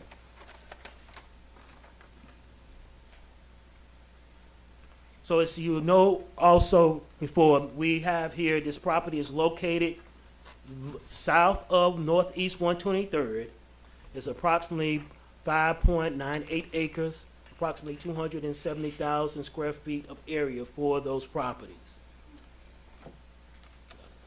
And you have a zoning designation of BZ, which gives you that error. That's where you, when you copy and paste them, is a maximum height of 115 feet, and you have a maximum density of 100 units per acre. So there were some concerns that were brought forth by the community, specifically north of 123rd. And in our original text amendment that we put in generally located south of Northeast 123rd Avenue Street. So to change that, we went from general to specifically located south of Northeast 123rd. We also added, as part of our thing from the what was in the actual ordinance that was in your package, that to permit to be consistent with what is said in the comprehensive plan in language, we brought that language also to the land development regulations to make it more consistent. That it's talked about in the comprehensive plan that the permitted height is by right 115 feet. We put that here in also part of the text amendment here, saying that by right, the maximum height is 115 feet for the BZ district. And then what we added at the end is also, again, because of the general public concern about activities happening north of Northeast 123rd Street. As you may recall, that the White House Inn went through a development approval process, and they had a restrictive covenant that the applicant proffered that would limit the maximum height on that property to 110 feet. And we are just introducing that language as part of this text, that no properties north of 123rd without a supermajority can change their height beyond that 110 feet, which is already a part of the restricted covenant that we have already has been recorded and documented. So they couldn't do that without going before city council. To break that covenant, they would have to go before city council. City council would have to vote. It would have to be a supermajority to change that covenant. But we are putting it here also in this legislation that it be codified in our LDRs as well. And the other elements that we spoke about in the LDRs for this thing, we talked about, of course, that it would be through a conditional use permit, that they'll be able to seek a maximum height up to 238 feet 10 inches. We also stated in that they would need to have public access to Biscayne Bay, or will provide contributions to a local park to enhance access to the the bay. That includes, but is not limited to, enhancement of the park safety and pedestrian experience with review and approval by the Parks and Recs Department. That the proposed building are built under the LEED in energy and environmental design, which is LEED level or greater, or and/or an equivalent nationally or locally recognized green standard acceptable to the city. We also state that the proposed buildings are to be located no closer than 75 feet from the nearest single-family zoned property line, and that the applicant, and we'll change this from proffer to can option to proffer, a community benefit package that includes public input and planning commission recommendation to city council that is acceptable, and slide through that approved to city council. We slice through approve because in the comprehensive plan element, it just says acceptable and not approved. So we would change that to be mirroring the comprehensive plan. And Mr. Hill, I thought they were both going to say acceptable and approved.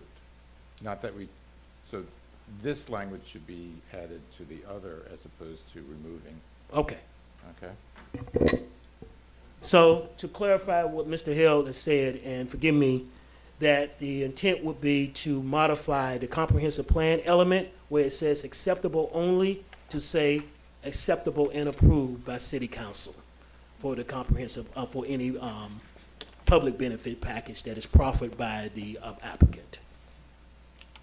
So with that in mind, as with the comprehensive plan, there are criteria that we went over that are required for review as part of our analysis.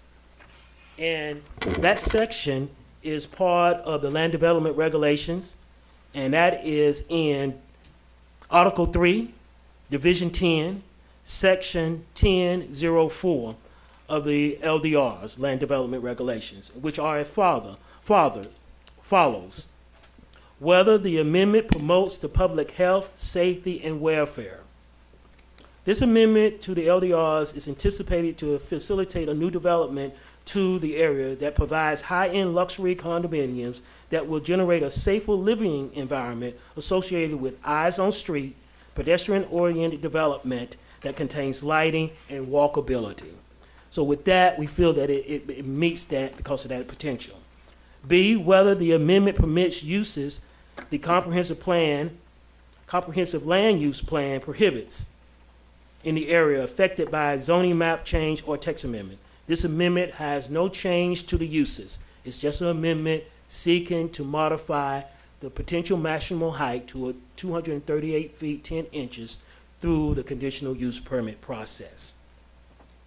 Whether the amendment allows density or intensity in excess of the density and intensity which are permitted by the future land use categories of the affected properties. No, it does not have any impact on it. Again, as I discussed under the comprehensive plan element, this also is mirroring that. It does not change the intensity or the density of the area whatsoever. It's just a potential modification to the maximum height through a conditional use permit process. And then it asks whether the amendment causes a decline in the level of services for public infrastructure, which is the subject of concurrency requirement, to a level of service which is less than the minimum requirements of the comprehensive land use plan. Again, it doesn't have any impact on the level of services. As I discussed earlier, the density and intensity does not change for the site. You're not adding any new uses, and they're not increasing the maximum maximum density that is permitted for the site, either through by right or through the conditional use permit process. And whether the amendment directly conflicts with the goals, objectives, or policy of the comprehensive plan land use. And the text amendment to this a text amendment for this comprehensive plan, a text amendment is before you for the comprehensive plan that mirrors this text amendment for the land development regulations. And what that is saying is, the question is, does it conflict? Because you have to review the comprehensive plan element first, which will allow for this change through the conditional use permit, and if that is so recommended, then the LDRs would be in line with that comprehensive plan because it's requesting the same thing. Whether the amendment furthers the orderly development of the city of North Miami. The text amendment does not impact the normal and orderly development of the city. Any new developments are required to comply with the BZ zone district standards. So the next steps on this would be first reading at City Council at May the 14th of 2024. If so, if that is approved, then the second reading would be potentially on June the 11th of 2024. And after that, it will become in effect 10 days after the adoption. With that, Mr. Chair and Commissioners, I end my presentation. Thank you, Mr. Cook. And if you would like to introduce the petitioner for us, have him come forward, please. I have a quick question. Mr. Kazan. Yes, there is a question on it. Mr. Cook, remind me, this site came before us maybe last year, I believe for some kind of height amendment. I wasn't quite sure if it was tied to the northern property, the hotel, but I remember this came before us for approval. So for a certain what- height modification for the zoning, that zone district. So, Mr. Clark, what we had was for the White House Inn that came before you. That was 2 years ago, 2022? 2022, when it came before you. And thus, with the extended conversation I had about the restricted covenant that they have there that maximize their maximum height to 110, and how the community has a concern that this amendment could potentially impact that, thus why we introduced the language in it, rather than saying generally south of 123rd, specifically south of 123rd, and we also introduced the language that was specifically put in from the restricted covenant as part of the of this text amendment. So it would not, you did see it, but it was only for that one site only. It was kind of convoluted because, because when they did that, they put in language in that would have made any height request that they had Along would that have been Bay Shore. restricted to that one site whatsoever and not to the rest of Bay Shore. In this instance, this amendment is for the rest of Bay Shore, but not for that site. Okay.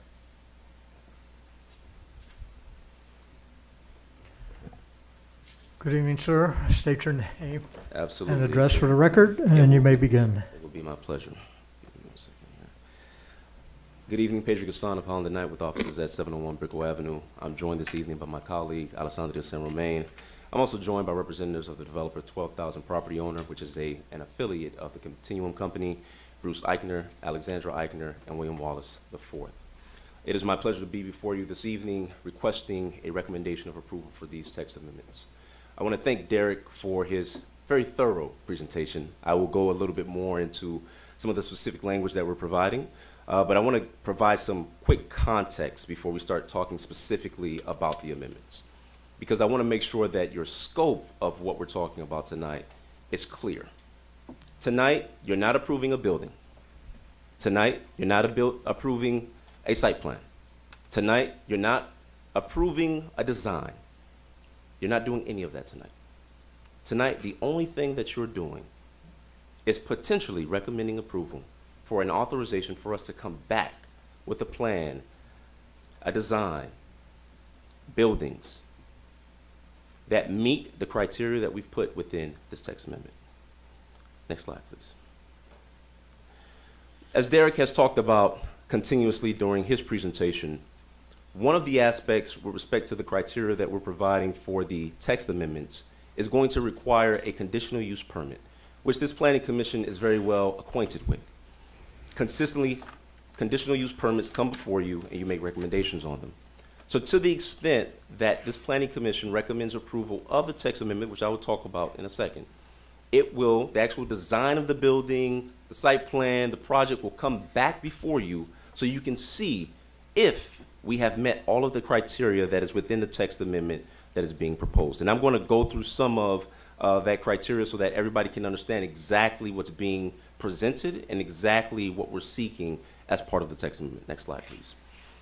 One of the things that Derek noted and one of the things that we're doing is we're providing a mirror image with respect to the comprehensive plan that essentially will provide that a bonus that would allow a maximum height of up to 238 feet 10 inches would be permitted subject to a variety of different criteria that meets and is consistent with what we're doing in the land development regulations. Next slide. Now, as to the specific text, I want to be clear as to the 5 things that we would have to do in addition to your code in order to actually have a project approved that is coming before you as part of this text amendment. This text amendment, again, is simply setting forth the framework by which any specific CUP application will be judged that is seeking a height of up to 238 feet and 10 inches. First, any application would have to go through a conditional use permit process, which means that this board would have to see that project before it goes to city council. Second, any such applicant would have to provide for either a contribution to a park that will enhance the views to Biscayne Bay, or would have to provide access on their own site for the public to be able to view the bay. Third, any application would have to be able to provide sustainability and resiliency through the green standards. Fourth, and this is a point I know that was on Derek's slide, but that was not emphasized, there has to be a separation of at least 75 feet from any building that is being presented to the nearest single-family residentially zoned district. And finally, there has to be a community benefits package, and we agree with the amendment that's being proposed for the text amendment to the comp plan that is acceptable and approved by the city council and with the recommendation from this commission. And so those are the 5 criteria that would have to be met in order for any project to be able to go forward. Tonight, you're not approving that project. There is no project. There is no site plan. There is no development that you are reviewing. Tonight, what you are doing is you're analyzing whether this text amendment would allow for the type of potential development that could come before you so that you can review it and see if it makes sense when it comes back before you. Next slide, please. Now, one of the important aspects of this text amendment is that it's specifically limited because it's located south of Northeast 123rd Street. And the reason why we've done that is because there have been a variety of discussions with respect to another project north of Northeast 123rd Street. And we wanted to make sure that there was no conflation, that there was no confusion regarding what this text amendment is doing. It only applies to the area south of Northeast 123rd Street, east of Bayshore Drive. Next slide, please. And I want to be clear about this because I want to make sure that you understand what the text is providing for. The text, as we've presented it to staff, states, an applicant may seek only for properties in the BZ district that are specifically located south of Northeast 123rd Street and east of Bayshore Drive, a height bonus subject to the following criteria, which I've just gone through. And so what this is doing is specifically limiting it to the area that's south of Northeast 123rd Street. Next slide, please. And then it specifically talks about some of the items that limit it to the declaration of restrictions that had been applied to the White House. And I'm going to spend some quick moments on the declaration itself so that folks can understand why we're talking about it and why it does not apply to any properties within the BZ north of Northeast 123rd Street. So there's a declaration of restrictions that's recorded. It's existing. And that declaration of restrictions specifically provides specific limitations with respect to the development of property north of Northeast 123rd Street within the Bayshore zone. Next slide. And in particular, although there are a variety of different restrictions, at provision 2, it specifically states that the property shall be limited to a height of 110 feet. Next slide, please. And then in the provisions of that declaration of restrictions, it specifically states that any restriction, any language, any modification that would occur to that declaration of restriction could only occur upon a supermajority vote of the mayor and the city council. And so when it comes to the property north of Northeast 123rd Street, it is very clear that this text amendment will not be impacting it at all. Next slide. Now, with respect to the text amendment that we're looking at tonight, the text amendments that you're reviewing, you are not approving a project. You are not approving a bonus outside of the area that we're talking about. You are not allowing for projects that lack a community benefits package to even come before you. And you are requiring that anything that would come before you would have a conditional use permit process, would go through the process. And as you all know, the conditional use permit process is a robust process that requires us to submit to staff to have DRC.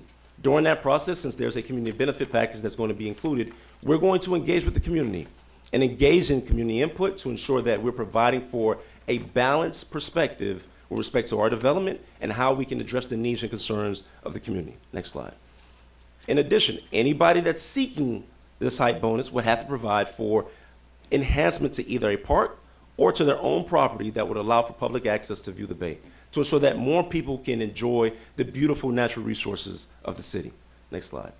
In addition, any project that would come before you would have to satisfy the green building certification to ensure that there's sustainability and resiliency for the site.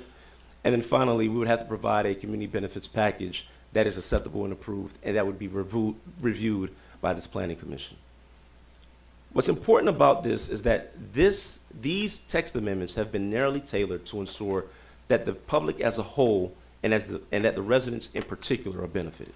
Because it's a process by which we're going to have to come back with very specific items to this commission to say this is how we meet aspect number 1, number 2, number 3, number 4, and number 5, in addition to meeting all of the other criteria of the CUP process.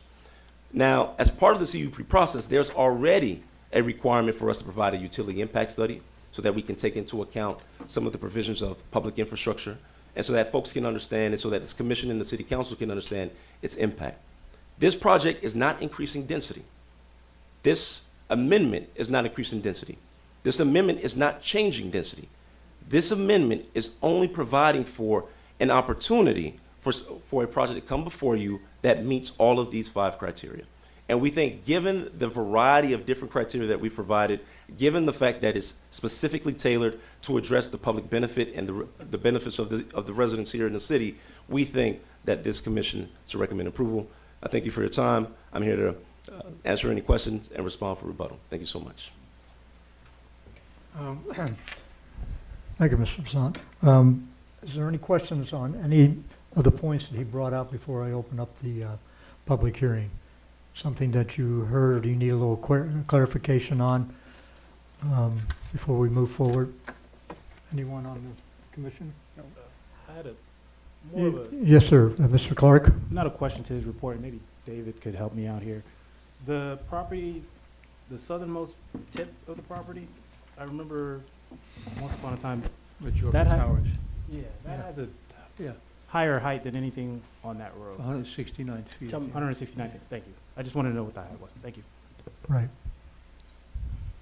Thank you for bringing it up, Mr. Clark. There are other properties that, as you indicated, was that the only property that would currently exceed the 115-foot limit that the property allows for now? So it's the only property within the BZ. Right. Mallorca is the only property within the BZ that exceeds the height, but Bayview also exceeds the height of its zoning district by 189 feet. Okay, So there are different buildings within the area that exceed the Within the height area. as they exist today. okay. Thank you for that clarification. My pleasure, thank It's you. good to know. Ms. Lemur, Chair recognizes you. Thank you. So thank you so very much, Mr. Gasant, for that presentation. So I have a quick question. As you already know, the city went through a very long process in putting together our comprehensive plan, our 10-year comprehensive plan. And today, we're coming forth with a text amendment. Why? So I think what's important about this text amendment is that there are a variety of things that to take into account with respect to changes in the area. The comprehensive plan adoption is an adoption that contemplates that there may be amendments for changed circumstances. One of the changed circumstances with respect to the project and with respect to the amendment process is that there are certain elevations that are going to be changing with respect to certain projects. So for example, the seawall along this site is currently at 6 feet. The project that will be coming before you will be elevating it to 8 feet for resiliency. And so one of the things to take into account as you're looking at a comprehensive plan and as you're planning different aspects with respect to height, different aspects with respect to different projects, is understanding what a project can do and what can be built on the sites.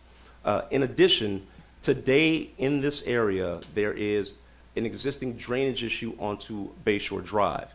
The projects as they were built in 1960s and the 1970s created a scenario where they didn't have to retain drainage on site.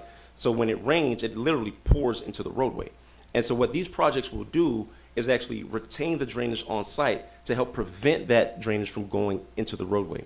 So in addition to that, there are a variety of factors to take into account with respect to change circumstances within the market, interest rates, construction costs, to be able to have a viable project that can help to address these issues from a policy standpoint to ensure that there's a benefit to the city and to ensure that there's an opportunity for development to occur on these sites that is respectful, that is curated, and that is tailored to addressing the concerns and the public impacts from the development.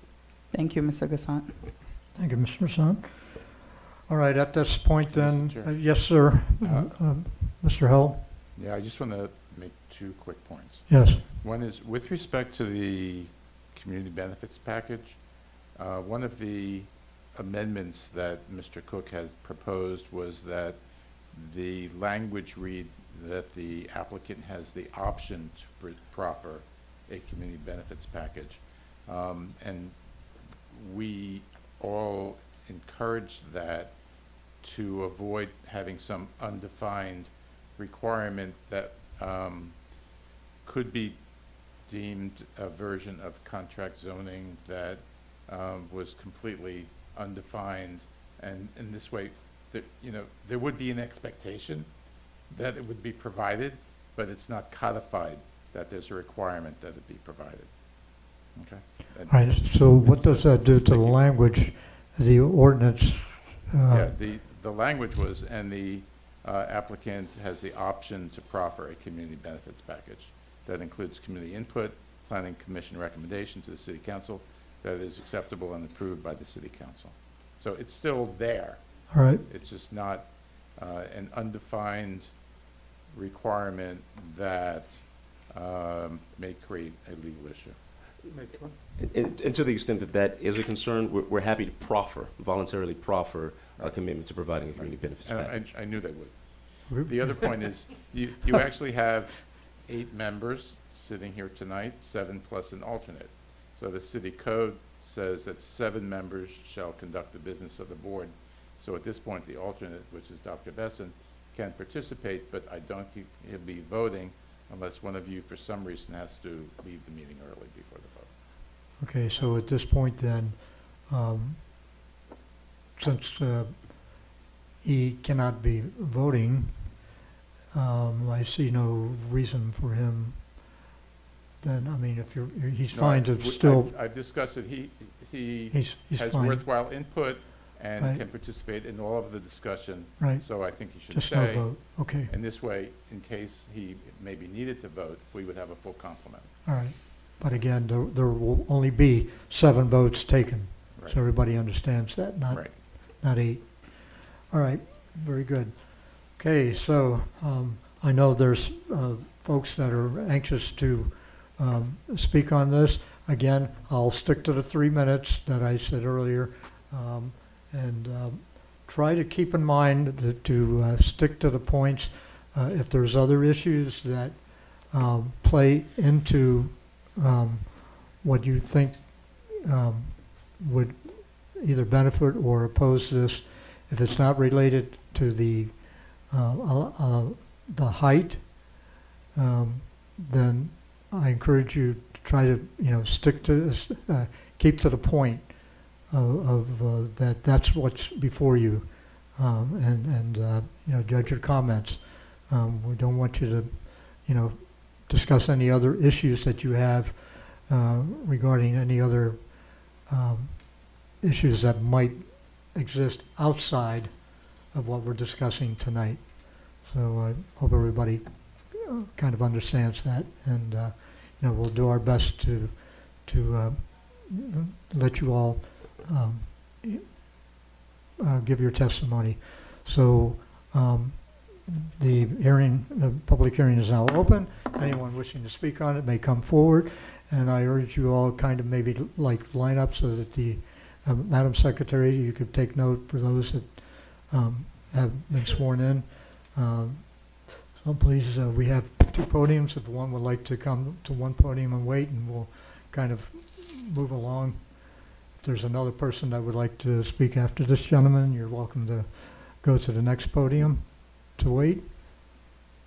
Good evening, sir, And, Mr. Chairman, good One evening. One second. Hernando Barreto. hold on Brenda, one second. I would just like to say, please don't wait until he's done and then come up. Whoever would like to speak, be here, so that way, because I know there's quite a few people who want to make comments, so we can keep this flowing. Yeah, we like to keep it Thank you. flowing and that we're not here by too long and we start getting, I mentioned, yeah. Mr. Chairman, before I start, I present a request to allow additional time to present this document. Unfortunately, I'm going to keep to my 3 minutes, sir. If you had any documents that you could send to staff, you know, they have a record of it, so please go ahead and make your. In that case, as the hearing request, written observations can be bring. I brought those. You have copy, and I will appreciate for the members of this commission to read through. I won't take the time, but you read through because we respond every single item that Mr. Derrick. Now, let me get you started off on the right foot.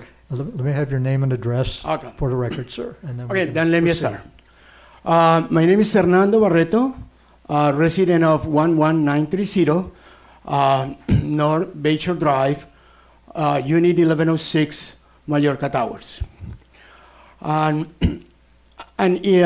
going back to the question of Mr. Clark and Mr. Belmore, this issue has been discussed in this same commission since 2022.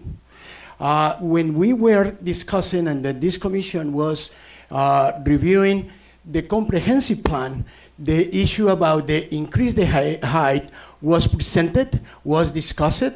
There was several meetings, community meetings, workshops, and the decision of the commission was not to entertain any increase over 115. Then, and the decision of the council was not entertain, not approve anything about that. After that, then Mr. Gazan, that represent 3 projects, came with the idea that tried to use the variance procedure to go around or about that limit. That is a matter of what is the character of our city. Do we want to be Sunny Isle or do we want to stay in a city like Surfside that is 120 limit period and is oceanfront? Then it's about character, and that is what is defined in the comprehensive plan. Then this amendment has been rushed to you in matter of days. Even the packet that is supposed to be presented with the hearing was only published 2 days ago. Then this is just to put in context another attempt of Mr. Gazan to go around this thing. On the other hand, with all due respect, even that they said that you can see this picture that is in there, what the changing the comprehensive zone is doing after the White House was included in the BC zone, then there are 4 parcels in the BC zone. White House, this property, Mariners Bay, the other property, Walmart, and Mallorca. And then what is surprising is now they said, okay, White House is not, but we are requesting a zone change even in Mallorca that is already developed and nobody has requested a change on that. Then finally, there is an issue about they can already do this. They already have the ability to do luxury buildings and in 11 floors. As a matter of fact, they are saying that White House is building a luxury building in 10 floors and is financially viable. And the final point is Mr. Ishner. Please, no comments from the audience. I will conduct this meeting. All right, everybody will get a chance to talk, and we will try to moderate it so we don't cut them off in mid-sentence. You will have the opportunity to also speak with those conditions. All right? Sir, please wrap it up. Thank you. The last point is Mr. Ishner signed the application saying that he is the owner of that property, but according to the previous hearing, they are, this company and this developer are still not the owner. Then there is a procedural issue there because he is not the owner. All right, thank you so much. Thank you. Next, please. Good evening, sir. Good evening. Name and address. Yes, Hal Right. Schoenfeld, Majorca Towers, 11930 North Bay Shore Drive. First of all, in all due respect to the people at the Mariner Bay, what they're going through, I do feel terrible about it, and this is a decision that's very difficult, so I do understand what they're going through. But it should have not a lot to do with what we're doing here today. What I don't understand is the height. They want to increase the height, and that's all they want to do. Everything prior to today was increasing the height and having much more density. What has changed? Has suddenly, as the developer decided, if I can go up 238, I can get a lot more for each unit. If that's the case, that doesn't sound horrible to me, but it sounds like they went from more density, more height, to suddenly, no, we just want the height, and we'll charge more per unit. Something seems suspect. It sounds like, again, a little back door, get the height, and then we'll get them later on the density. That's my only concern. What they're really saying is they figured out that they can make a lot of money by just increasing the height, same amount of density. I don't see a big issue there, but it's hard for me to believe that they changed their whole, these are developers, they know more than we do. They know what they can get and they know the value, no matter what the height. I don't understand why all of a sudden it's, no, just give us the height. Well, don't worry about it. That's the only thing that makes me suspect. All due respect, I'm not a developer. Thank you. Thank you, sir. Good evening. Good evening, Karen DeLeo, 1935 South Hibiscus. Thank you. Mr. Clark, you said you asked about the VZ zone height when we were here for the Keystone White House Inn thing. My memory is that it was for the whole BZ zone that they were, I do have the same memory. So Switzerland here. I want to express my appreciation to the developer and to staff for carving out that northern spot, because you all obviously know what we went through at the White House Inn property. We've come to a compromise. They've opened up their sales center. We're very excited to see that become a good neighbor and for all of us to get along. So we do appreciate that that northern pocket is not part of this conversation. For some strange reason, everybody's called me on this. I'm like, you guys, for some reason, I answered the phone. So I've told this to everybody, and I just need to go on the record as having said this to everybody. I do feel that the residents that are directly impacted, that are residing in the area, that will be remaining in the area, that those are the folks that do deserve a conversation that's more than 3 minutes. I think if they had an attorney, he would get more than 3 minutes, and I would hope, having been that resident, having hired that attorney, I would hope that those folks that are going to be left behind would get their time. And I heart goes out to Mariners Bay. I understand their dilemma. They're not going to be living there. So they're on the side of needing to leave. I get it. But it isn't really fair for them to determine what happens for the people that are left behind. I have said to everybody those two things. I do think it's unfair. I've said that Keystone Point, has not taken a position on this. Not that anybody cares, but just to go on record, I felt it was really hard when people from outside the immediate area were coming up here and saying, do it, do it, do it. We need the tax dollars. And I just feel it really does belong to the immediate residents, not that the city doesn't need help. I have said to everybody repeatedly, find a compromise. We did. I do get a feeling that everybody's been kind of standing their ground, saying, no, there is no way to compromise. I would hope there is. Lastly, I'm going to show my ignorance, something I do up here on a regular basis. I'm really concerned about precedent. So is bonus the precedent? Is that an okay precedent? Can that precedent get used again? I don't know if y'all have driven through Keystone. I assure you, I can't afford to buy a house there these days. my homes next to us, our little single-family homes that many of us moved into many years ago, cute little things, they're now cement blocks that are the full everything possible. Many without plants. We're talking green lawns. So my concern is, does the bonus concept, does the precedent get to be used in other ways? Thank you very much for your time. Thank you, Mr. Dillon. Good evening, ma'am, and state your name and address, please. Good evening, Leanna Kozlowski with Shubin Law Group, offices at 100 Southeast 2nd Street. I'm here today on behalf of Mariners Bay Condominium Association. I know that this commission is well aware of the situation facing your constituents at Mariners Bay. It's a situation that several municipalities are dealing with right now. Thousands of condominium unit owners have been grappling with these issues for the last 3 years. We are looking at an aging building, and it is in need of immediate attention. There is severe concrete deterioration that needs to be addressed, and it is creating life safety issues. Now, in our case, the restoration work is feasible, but the price tag is enormous. And that is complicated by the fact that we are only 46 unit owners. So the burden is tremendous. Tonight, we could have easily filled this room with close to 45 of the unit owners who support this text amendment. But we want to be respectful of your time, so we have submitted affidavits through email, and we just have a few folks who are going to speak tonight. They will tell you, personally what the financial hardships are. They will tell you why they support this text amendment. But I just want to focus on impressing upon you how time sensitive this is.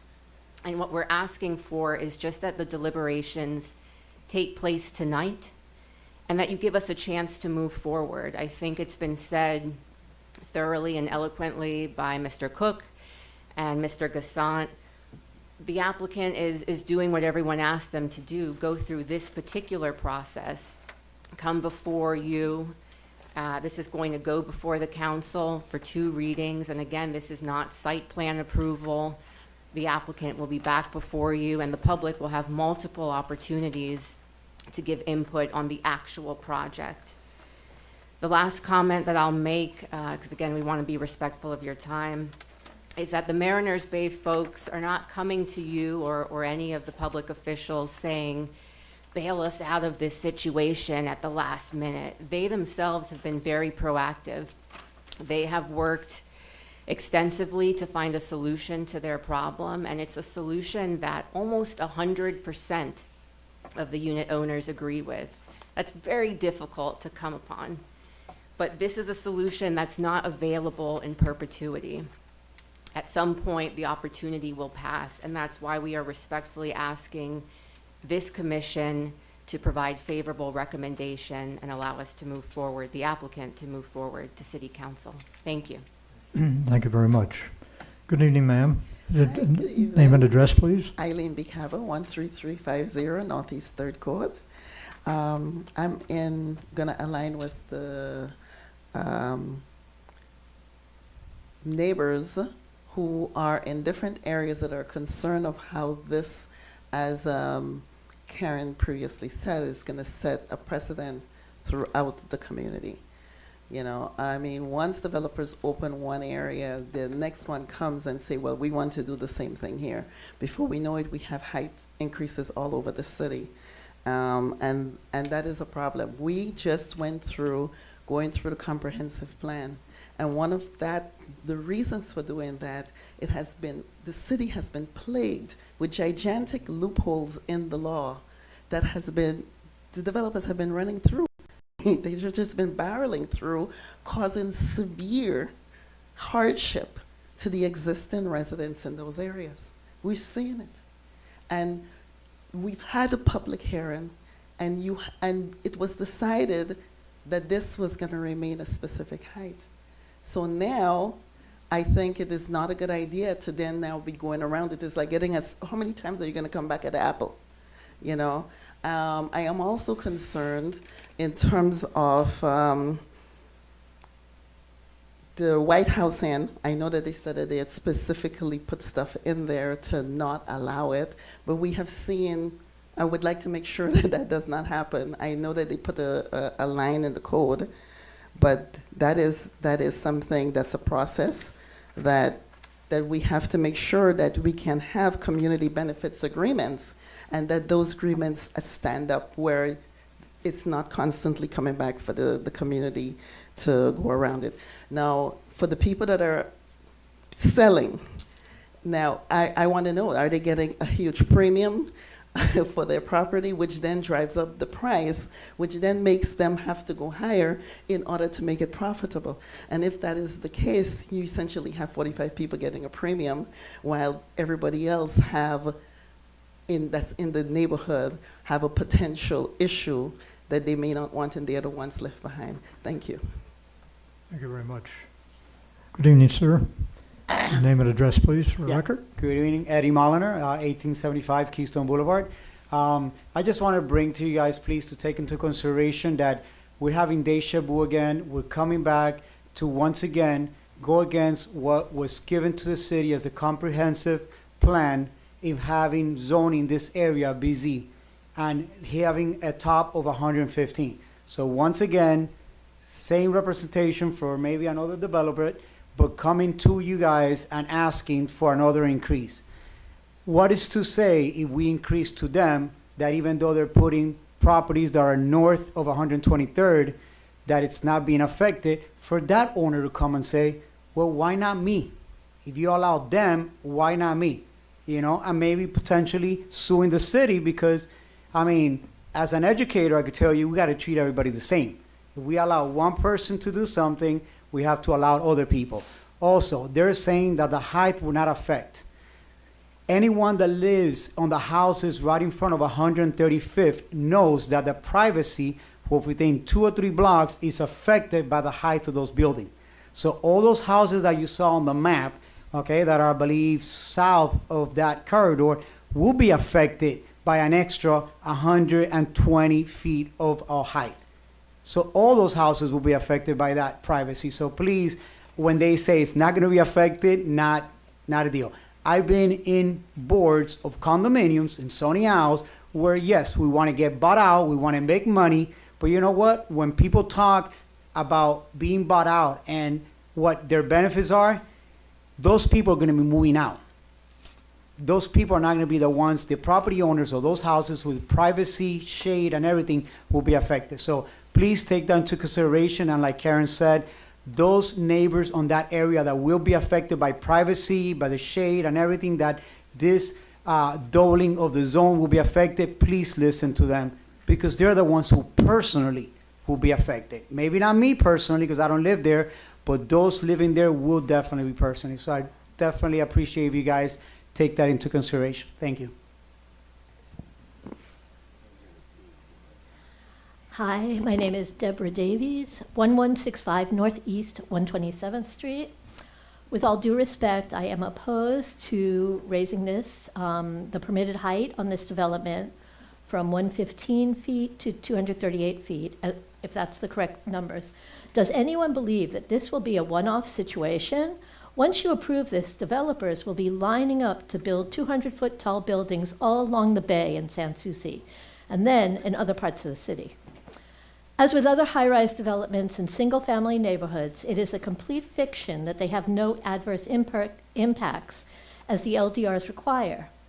As I think maybe some of you know, I and my neighbors are living through these adverse impacts as we speak in my home on Northeast 127th Street, directly across the street from the Gardens residences. And I want to say the gentleman who spoke before is absolutely right. We sit in our backyard and it towers over us.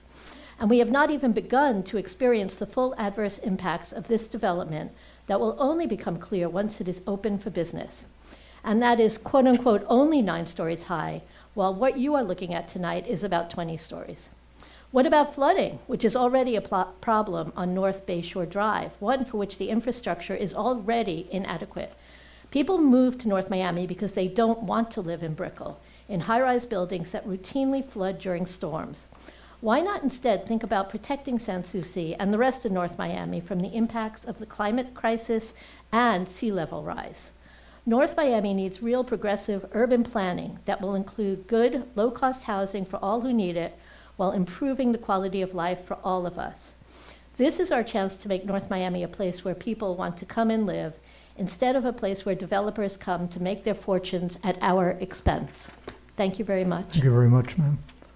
Good evening, sir. Name and address, please, for the record. Good evening, everybody. My name is Stefano Campanini, and I live at 450 Northeast 127th Street.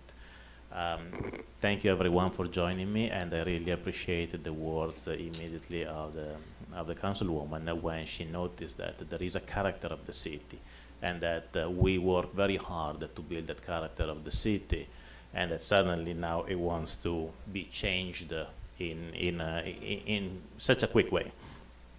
Something else I would like to add when I hear the comment of the gentleman here that says, we're going to be maintaining a distance of at least 75 feet from the building. Can you imagine what it is, 75 feet for the neighbors with a tower that is 280 feet high? This is really an invasion of private space, of property, and of the character of the neighborhood. We'll have a huge tower next to them. I don't think this is any kind of fairness to them.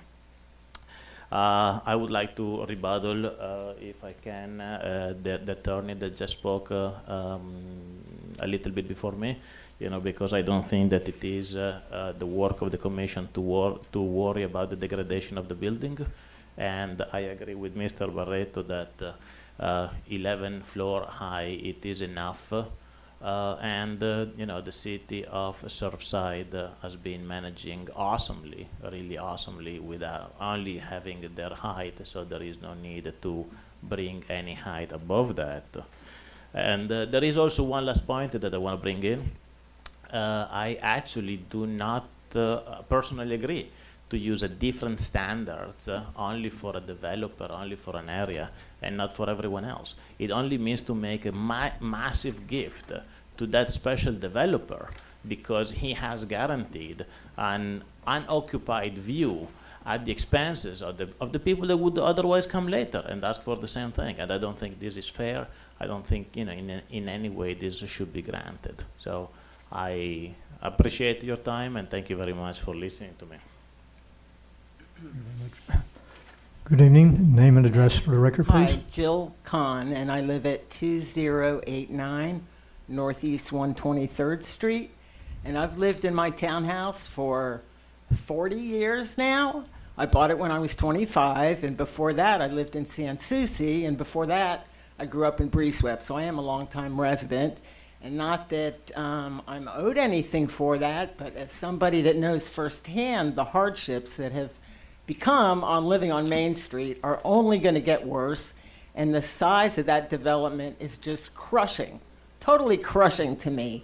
And another point I would like to make in your planning is that park, and actually this neighborhood, this Sans Souci Triangle that I live in, is my center of my universe and has been for decades. So it's not like the heart of North Miami is right here, although it could be because my dad's law office used to be right across the street. So I feel a big kinship, but that part of North Miami is a little bit separate. And I remember days when we had fountains entering the entrances to Sans Souci. So if somehow the stormwater could be incorporated into a few fountains, I would like that because it sort of lent itself to a beachy feeling and a feeling of affluence and a feeling of promise of a nice life at a beach town.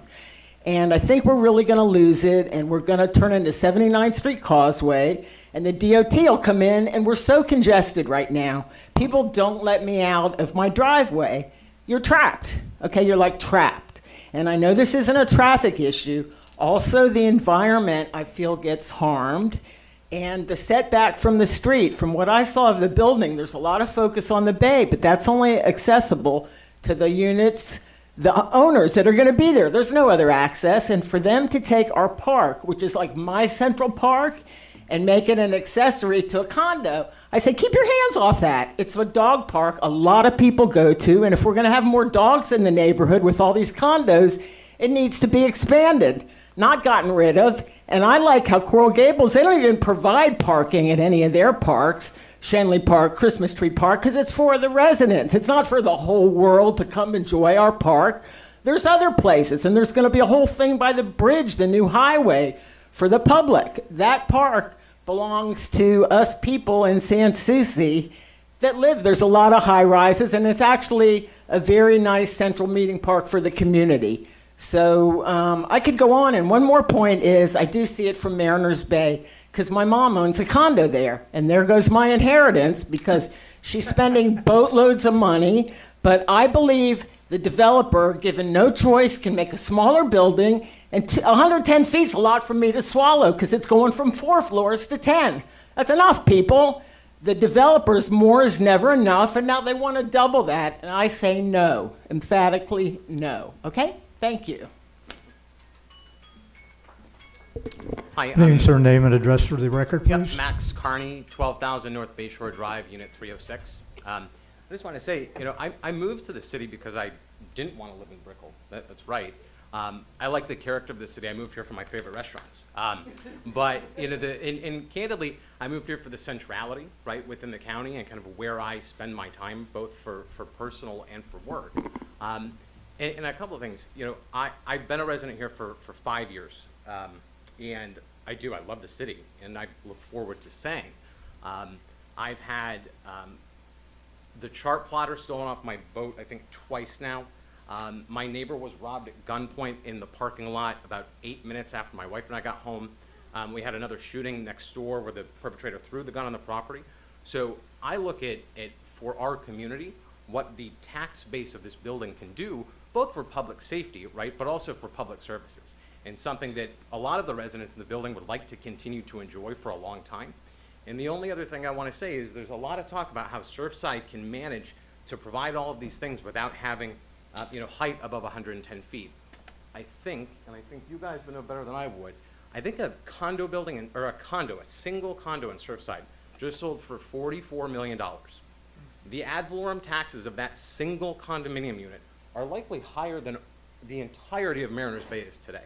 So yeah, while they can do it without such additional height, the tax base, which is really what's driving it, is so significantly higher than what we have. Thank you, sir. Good evening, sir. Name and address for the record. Yep, Alberto Chacin, 2010 Northeast 124th Street. I have to believe that the master plan created the BC zone for a reason, right? There is a whole logic behind it. What we're asking right now is to change that logic.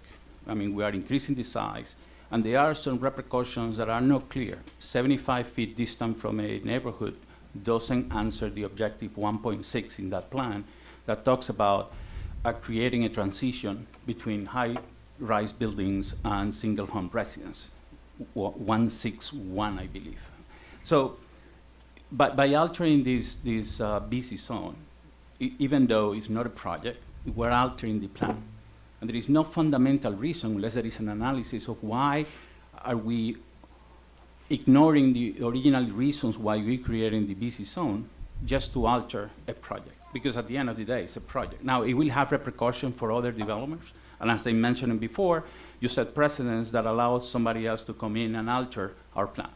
So please have into consideration those elements. This is not a rush. Let's change the plan for allowing to, yes, it's a second consultation or discussion, but in essence, we're opening the master plan and allowing for the BC zone to be altered. So please do consider that as you discuss. Thank you so much.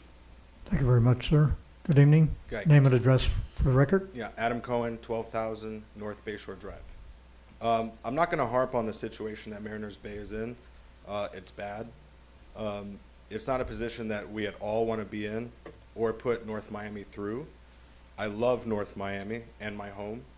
I never saw myself going anywhere, but here we are. The city of North Miami has such an amazing win-win opportunity.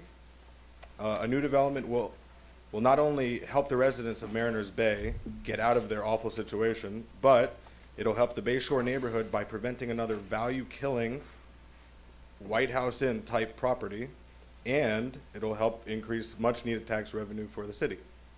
I really hope that you all can vote in favor and send this to City Council members to work on the details of a practical development project which everybody will benefit from. Thank you. Excuse me, sir. I'm sorry, are you a resident of Marina Bay? Yes, I'm Vice President. Okay, your name again? Adam Cohen. Thank you. Hi. Good evening. Name and address for the record, please. Allison Sadolino, Mariners Bay, 12,000 North Bayshore Drive. Good evening. I love my neighborhood. I work locally and hope to remain in the area long after development occurs at the Mariners Bay site. And this is why I wanted to voice my concerns about the increasing crime we've been seeing while living in the neighborhood. We've seen multiple shootings from drug deals gone wrong, and so many car break-ins that I have lost count. We've complained many times to the city to help police the park and close it every night, but I don't think there are enough resources. Sometimes I leave for work before the sun comes up, and oftentimes I get home well after it's already dark, and I've become more afraid for my safety. I don't feel safe going for a walk anymore, and this shouldn't be. Just a couple months ago, there was an armed robbery in our own parking lot. Again, Max addressed it shortly before he and his wife came home. I arrived shortly after that. This city needs resources that will come from increasing tax revenue from projects like this one being proposed. So just please vote yes to allow the developer to present this project to the city so that they can work with the developer and save this wonderful neighborhood. Thank you. Can I ask a question? Ma'am? No, yeah, we can't. Yeah, Can they tell when? She did. She gave her name and address. No, are you a renter or you an owner? She's my partner. Ah, okay. Yeah. Thank you. Just for everyone who's coming forward with Marinas Bay, if you are a renter, tell us you're a renter. If you are an owner, tell us you're an owner. We need to know who's speaking to us so we can understand your position. Thank Okay. you. Thank you. All right, go ahead, ma'am. Good morning, good evening. My name is Laura Galliano, 12,000 North Bayshore Drive, owner, president of Mariners Bay Condominiums. I'm here to ask you to recommend approval of the text amendment to the council, which is crucial not only for the 46 families who own units at Mariners, but for the entire North Miami community. If these text amendments do not proceed, our association faces imminent financial collapse, which I believe you are all well aware of. Our operating account is critically low. We've been hit with a staggering 800% increase in insurance premiums, and if our sale dies, we will be years past our 40-year recertification, which last year was expected to be $3.4 million. Like many aging condos, we are faced with insurmountable crises. Moreover, any delay in city approval will undoubtedly push Mariners Bay into receivership, leading to foreclosures, fire sales, and plummeting property values in our neighboring North Miami communities. I recognize this is a burden that we are imparting on you, and I ask two things. One, that you help expedite the approval process by recommending the project to the council today. And two, that you recognize, and that everyone recognizes, that this text amendment is specifically not meant for the White House Inn site, but rather specific to the location south of 125th. If this text amendment does proceed, we are looking at a win-win solution for the city. These amendments create an opportunity for the developer to come back before this commission and present a project that creates substantial community benefits, adheres to smart growth, and create substantial economic incentives for the entire city. Neighbors will not be adversely impacted by falling property values, and instead they will see a large injection of taxes and community benefits. This is $4 million a year in tax revenue, a substantial increase over the existing $300,000 a year tax from Mariners currently. These new funds benefit both the east and west side of our city. The 2023-24 city budget is $208 million, yet a gap remains in funding critical city maintenance and resources, which we've discussed. Everyone on both sides have discussed that need tonight. These amendments are the first step to present a project to bridge this gap. $20 million over 5 years, $43 million over a decade, allowing for progress in much delayed water, sewer, roadways, drainage, police resources for the community, safety, and security.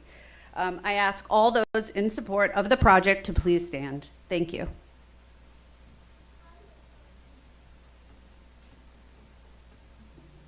Thank you. Thank you very much.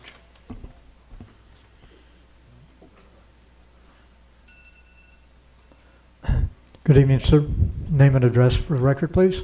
Good evening. My name is Andres Barreto. I am a resident owner of 2177 122nd Street, part of Colonnade. And I am here today as a supporter of progress, development, and higher income for the city. I'm also interested in that lot and the lot next to it to be developed. I do not oppose development. I do not oppose progress. I am not a NIMBY proponent or resident. What I do believe, though, is that all the benefits, or many or most of the benefits presented today as necessary with a condition or an exception or a bonus, are there with the current rules that we have. So I'll again ask you to please open page 7 in what you have in front of you. It's easy to get confused and think that, at least myself, who opposes opening the door for these conditional changes to height, to think that it is that or nothing. And that's not the reality. We have an option here. We have an option of creating a building that fits in that description in page 7, and that will bring us all the benefits, including the tax revenue, including the luxury apartments that the developer wants to build. And I do want to make sure that you're not swayed by the things that are outside of the consideration of just height, including what the attorney of the developer has mentioned about how difficult it is for the developer to generate higher EBITDA or financial returns, or a higher cap rate because of construction costs or because of interest rates. That is outside of what you're here to decide today.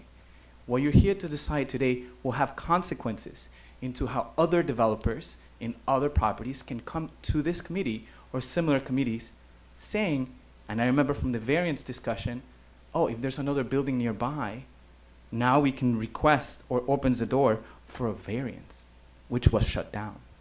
So the consequence here goes beyond the residents of Mariners Bay, who again is outside of this discussion because we're only talking about height. So I invite you to consider the precedent that you're setting and understanding that we do have an option of still building luxury buildings in what's allowed and showed in page 7. Thank you for your time. Thank you very much, sir. Anyone else wishing to address this issue, please step forward.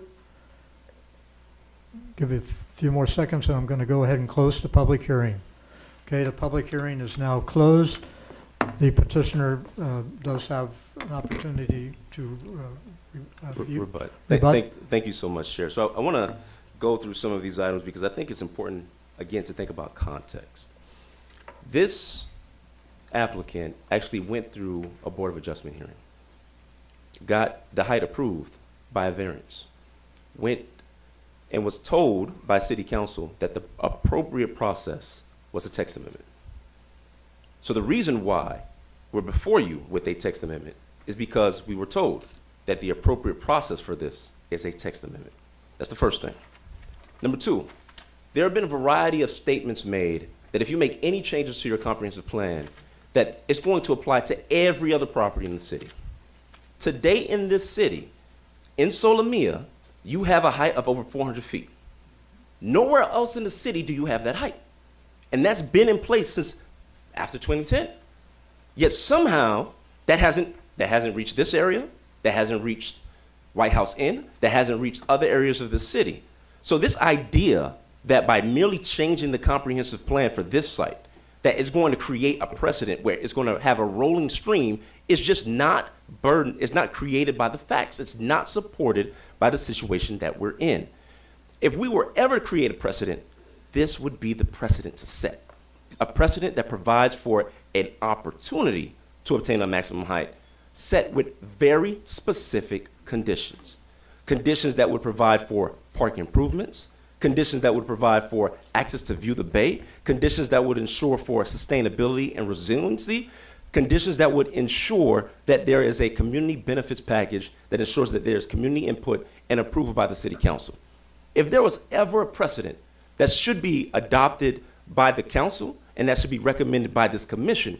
It should be a recommendation and a precedent that says you have to deal with specific criteria to get height, not just blatantly changing the height. So these arguments that you've heard today about the moment you change the height, it's going to apply across the city just isn't borne out by the facts, because you have existing height in the city that exceeds greatly the height that we're seeking as part of the text amendment. And even as I talk here today about the approval of this text amendment, we would still have to come back to this planning commission and seek approval of a specific project that this planning commission believes meets the criteria and that is appropriate in order to be approved.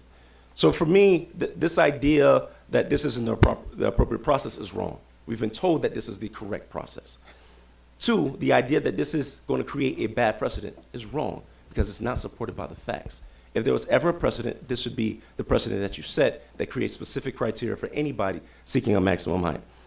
And then I heard a variety of different things regarding the public welfare and improving the public welfare. When we come back to you with a specific project, we'll have the tax revenues, we'll have an analysis of the impact, we'll have an analysis of the economic impact from the project, and we'll have an analysis and a presentation on the specific community benefits that are being presented, that this commission can review, that this commission can evaluate, that this commission can analyze to determine whether, in fact, the specific project that we're bringing before you is entitled to go up to that maximum height.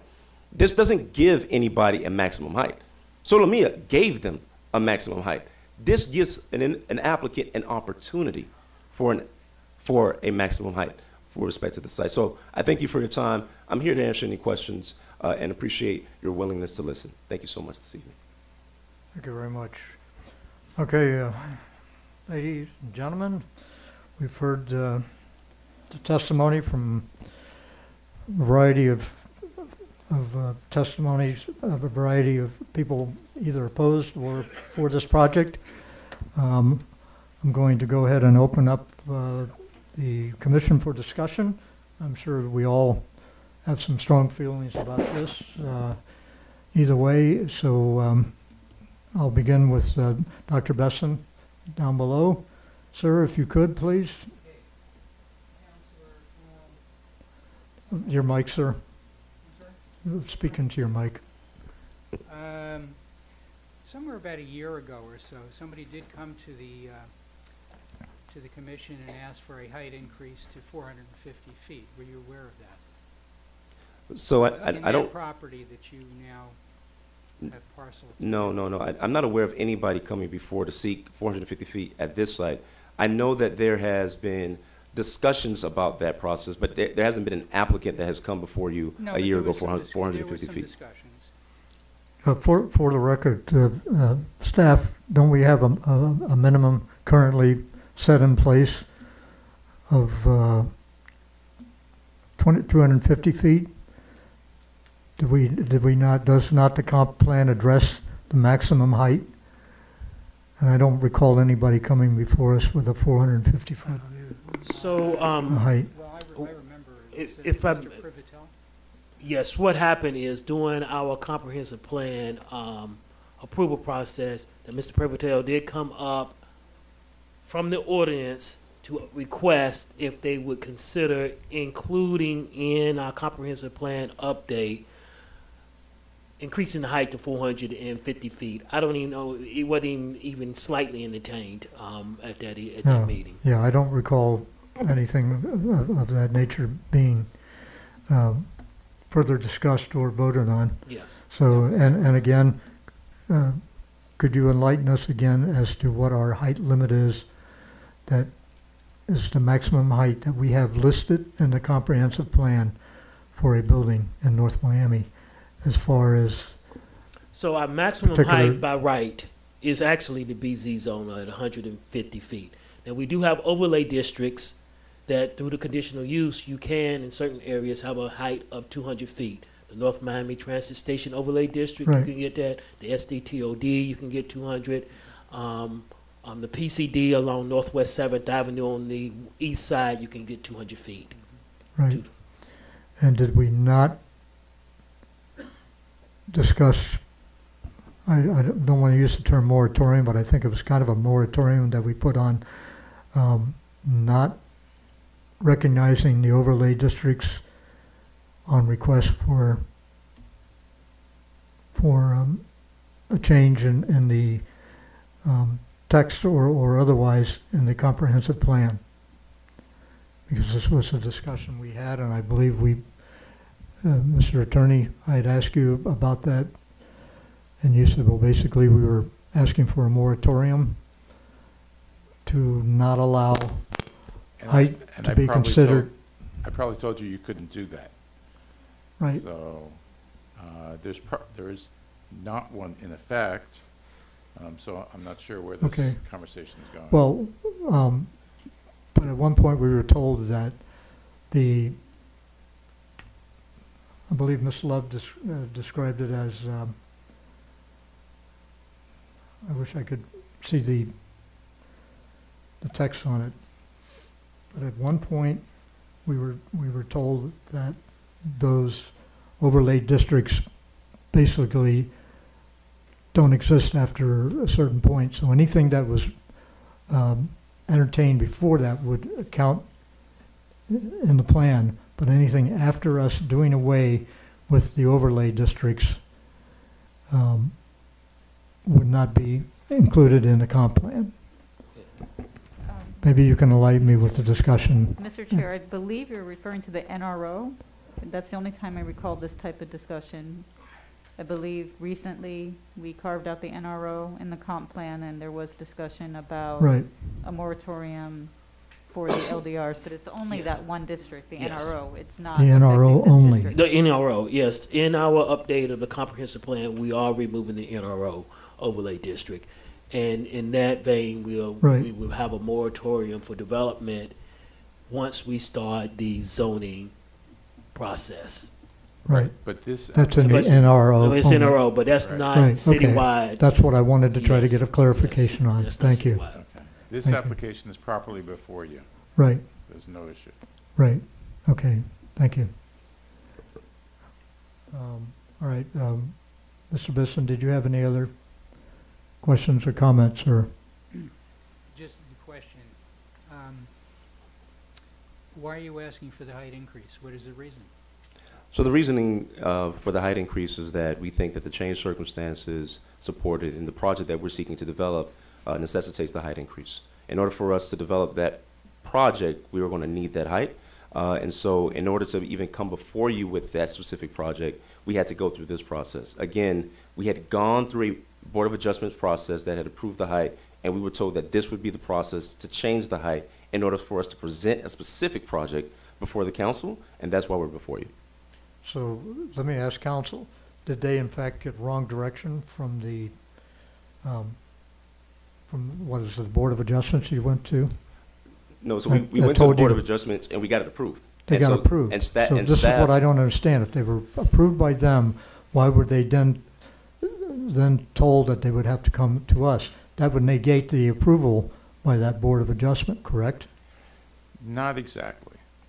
So the Board of Adjustment, in my mind, approved the variance request for additional height because it felt the proposed project had substantial merit. And it felt it would be a benefit to the area, and that justified the height increase, that it met the criteria that was set forth in the city code for a variance. That approval was appealed to the city council, which reversed the approval and directed the applicant to file an amendment to both the comprehensive plan and the land development regulations in order to carry out the necessary approvals in order to accomplish the project. So it's not, there's no abandonment as a result of this filing or any other motive except carrying out the will of the city council, which said pursue the amendment process rather than the variance process. Sure. So there was there were certain criterias with the variance, correct? And they had met all of those criterias, I believe. There were 7 out of 7. Well, they needed to set aside, I think it's 4 of 6. I think there was. That's right. 4 of okay. 6. Now, So from what I they understand, met sufficient. one of the reasons that we're back here before the planning commission is we did not want it to have, then we just changed, we're changing the ordinance where you just don't go get a variance to increase your height. You have to go and get a text amendment. And we were, am I correct on that? The staff was we were getting worried about everybody would use a variance method to get additional height. And we would not have the input of the city council to either say yay or nay. Right. And that would circumvent it, so that's why we are here tonight Right. for the text. The idea is that in order to go through the approval process, Right. it shouldn't just be the Board of Adjustment that has authority to do that. It's a Okay. community discussion through the Planning Commission and the City Council, So- which is what they're pursuing. And that we're doing the same, we're saying the same thing. And Yes. after, Yeah. and after tonight is going back to the city council again, correct? Yes. Right. This is, your decision tonight is a recommendation to the City Council. It's not a final decision. Correct. And it goes to them either way, correct? Yes. Okay. So let me get back to Mr. Besson. You may continue, sir. No, I'll hold for now. All right, thank you. Mr. Clark, sir, do you have a I actually don't have a comment for. comment? I actually don't have a comment for Mr. Cook or Mr. Gasson. I just want to call attention that, again, I'll say my memory. We, as a commission, discussed increasing the height in this zone before. And I think there was lengthy conversation as far as changing the height. As a commission, we agreed on changing that height. And if my memory serves me right, it was to align with the southernmost building, which I believe is 169. As a group, when we had this conversation, that was our decision, and that was kind of the limit. I'm not saying that can't be changed tonight. What I'm saying is, as a group, we had lengthy conversations, and we came to an agreement. I am pro-development. I am pro-moving forward. We had these conversations, and we came to an agreement. It seems to me that this seems like a little bit of a backdoor attempt. So I'll leave it at that, and I will pause for now as we discuss as a group. Thank you, Mr. Clark. Mr. Seifert, you are up, sir. Thank you very much, Mr. Chair. I'll try to be exceedingly brief. I don't fear building heights. 283 feet to me is negligible. It's well under what we've allowed at Solomia. If this is going to be a successful first-class project, and if that's what they want, I'm willing to go with it.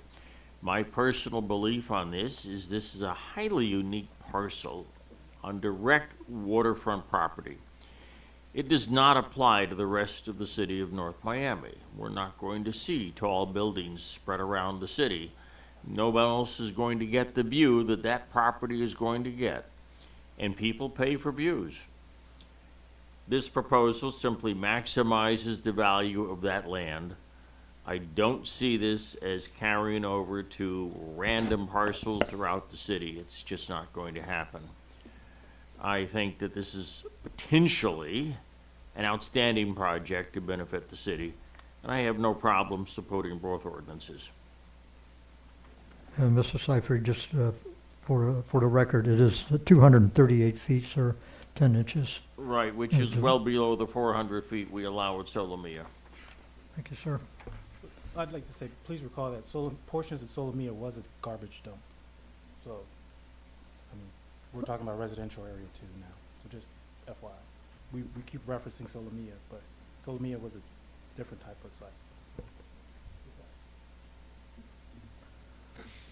Okay, Ms. Blamere? Okay, so just for starters, I would like to go to the original presentation by the attorney as we started. And I would like to know, why is this item falling under quasi-judicial? Oh, you mean me? So why does that concern you? because that is why we're here. So, you know, when an item is quasi-judicial, obviously for me as a commissioner, when I sit here, I think of myself as a resident. I think of myself as a business owner. I think about the quality of life that I live here or that I want to experience here. But when something comes before me that's quasi-judicial, I now have to balance myself as a resident and what I want to see versus what can potentially be a lawsuit for the city.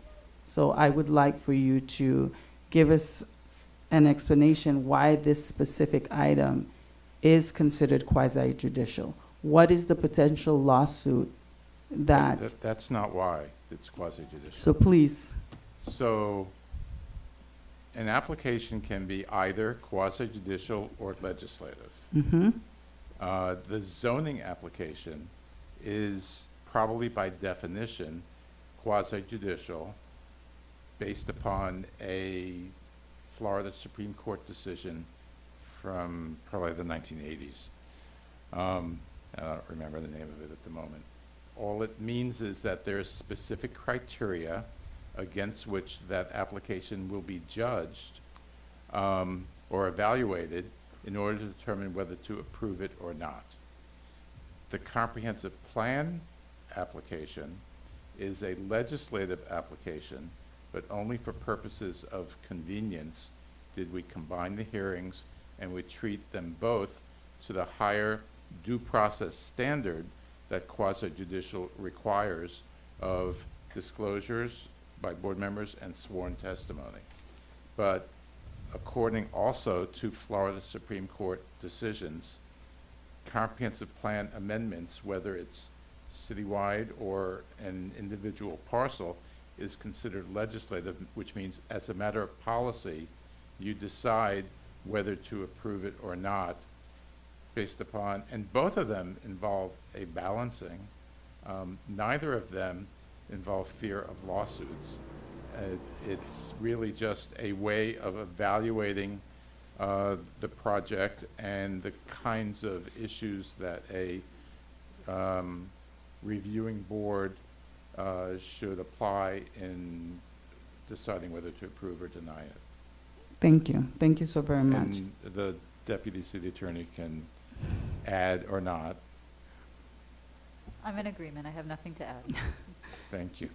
Thank you. And so, taking that into consideration and understanding that everything that comes before us, when we're making our decision, they have to be factual.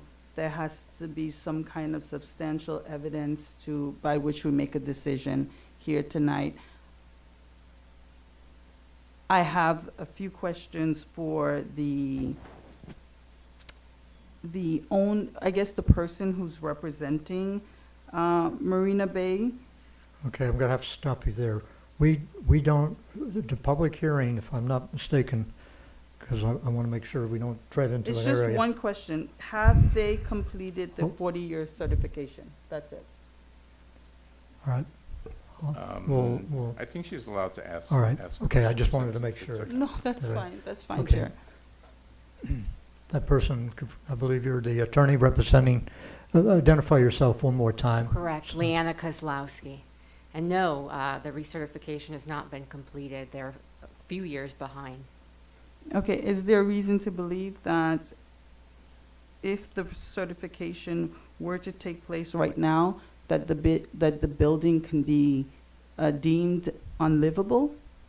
So there has been, and Mr. Gasson also knows part of this process, and the president of the association can correct me if I'm wrong, but there has been a report submitted to your former building official confirming that the building is reasonably safe for continued occupancy.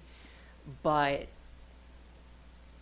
you know, that agreement is only going to be in place so long. We do need to take some steps at some point to remediate. And there was, I know you've heard a couple of folks say that the quote was 3.5 million.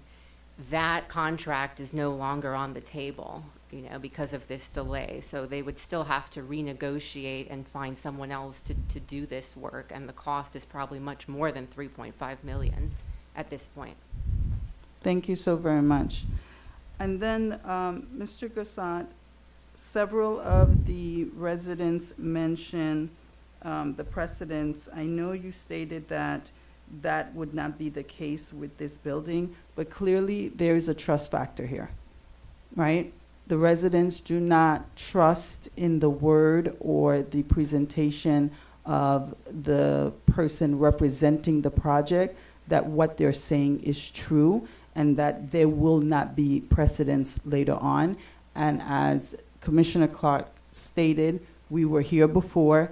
There was a 10-year comprehensive plan that we deliberated over extensively, and the decision was made.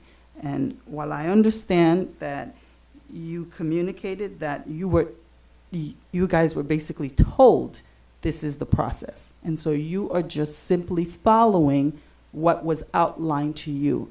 I want you to kind of briefly, I don't know if reassure is the word, but really communicate your stand that what you're presenting before us is not going to be a bait and switch. This is what it is. It's only for this development. There is not an idea that, a couple of months down or a year down, you're going to come forth with the project, White House Inn or any other project, to utilize what you could potentially get tonight for something else. So there is no bait and switch here. As you can tell from the presentation, what we're doing as part of these amendments is simply getting an authorization to come back before this planning commission. There is no bait and switch. We could not do a bait and switch. The White House Inn has a specific declaration that limits any modifications, amendments, or releases regarding all of the restrictions. It's not just height. It's also a density restriction, it's a height restriction, it's a traffic restriction. There's a variety of different restrictions that they can't change there unless there's a supermajority vote of the mayor and the city council. As part of this project, we're not impacting that at all. We cannot impact that.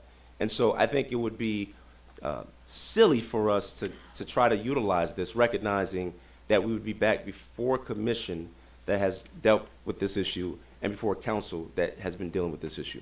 And so for us, to be clear, there's an aspect of basic fundamental fairness that we're seeking to obtain today. We have gone through every conduit, every path that we have been asked to do. Every single thing that we've been asked to do in order to seek an opportunity. All I'm asking is for an opportunity to bring before you a project. That's essentially all I'm doing. You're not approving a project's height today.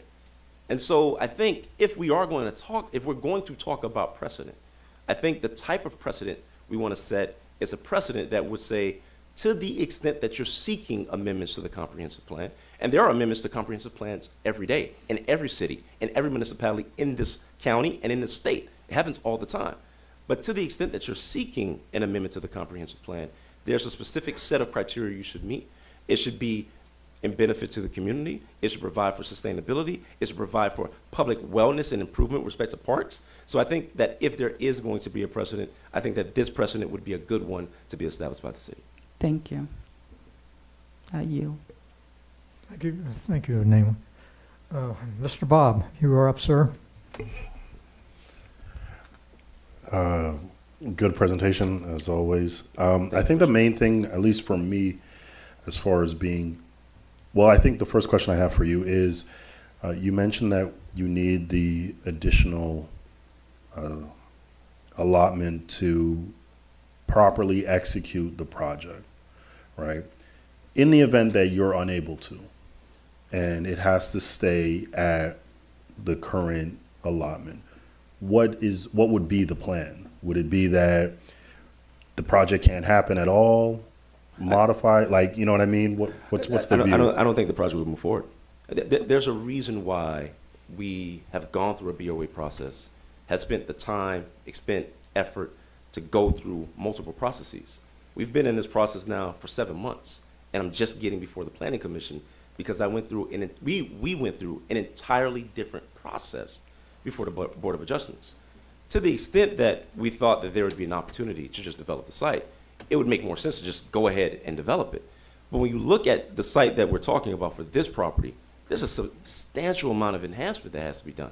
You're talking about a seawall that is going to be raised by 2 feet, from 6 feet to 8 feet. And the length of Mariners Bay, and I haven't had the opportunity to sort of go into this discussion, it's about 2 football fields. So you're going to be extending that height for that length. That's a substantial amount of money that you have to be able to encompass as part of your development. And so for us, it would not make sense for us to just say it. And trust me, if it would be something that we could just do, I don't think that we would have gone through all of this process. We wouldn't want to be Don Quixote going up against these different windmills trying to get this done just for the sake of trying to do it. If it could have been done, it would have been done. I don't think Mr. Eichner, Ms. Eichner would have, or Mr. Wallace would have any intention of wasting their time because they just wanted to do a different development. If it was feasible, they would have already done it. I think in this scenario, at this site, we think that this is the project that would be supportable given the substantial amount of investment that has to occur with respect to just the seawall. I'm only talking about seawall. I can talk about a variety of different aspects, but that's just one aspect of it that's pretty salient as to why we wouldn't be able to do it. Okay, and then my next question is, the proposed amendment, obviously, given the turnout here is a contentious issue. As far as community outreach, has anything been done on your part? So there has been community outreach because, again, this is not our first time going before the process. We had a community meeting as we were going through the BOA process. But what the text amendment is specifically contemplating is a community benefits package. And as part of that community benefits package, it's incumbent upon us to come, when we come back to you with a specific project, where we can talk about the specific buildings, where we can talk about the units, what we're doing, and where we can talk to the neighbors about what we're proposing and what the potential impacts would be and what the potential benefits would be. That would be the ideal time for us to do it. And that's when we're going to do it. We're going to have to do it because that's going to be the timeline in which we can have that discussion. And again, the project is going to come right back before this commission. Can